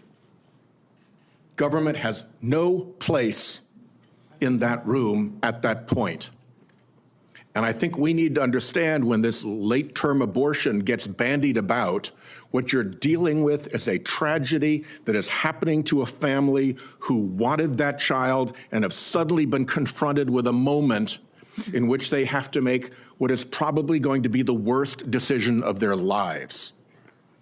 And to try to shove the state legislature into that room is really offensive, really morally wrong, and I just want to make very clear what Rhode Island OBGYNs tell me is the situation when these procedures have to be deployed. Senator Warren. Thank you, Mr. Chairman. So, Mr. Kennedy, I wanted to ask about your role in the 2019 measles outbreak in Samoa. In July 2018, 2 children died immediately after receiving a measles vaccine that nurses had mistakenly mixed with a muscle relaxant. The nurses get charged with manslaughter, but vaccination rates go down. I asked you about this in my office. You told me flatly that your visit to Samoa had nothing to do with vaccinations. We now know that's not true. I have the documentation. You met with the Prime Minister. You talked about vaccinations. You met with an anti-vaccine influencer who described the meeting as, quote, profoundly monumental for this movement. So what happens?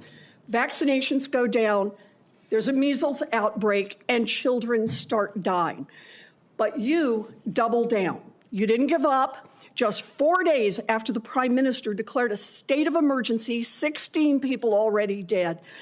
You sent a letter to him promoting the idea that the children had died not from measles, but from, quote, defective vaccine. You launched the idea that a measles vaccine caused these deaths. You are a very influential man. In fact, you are called the leader of the Disinformation Dozen.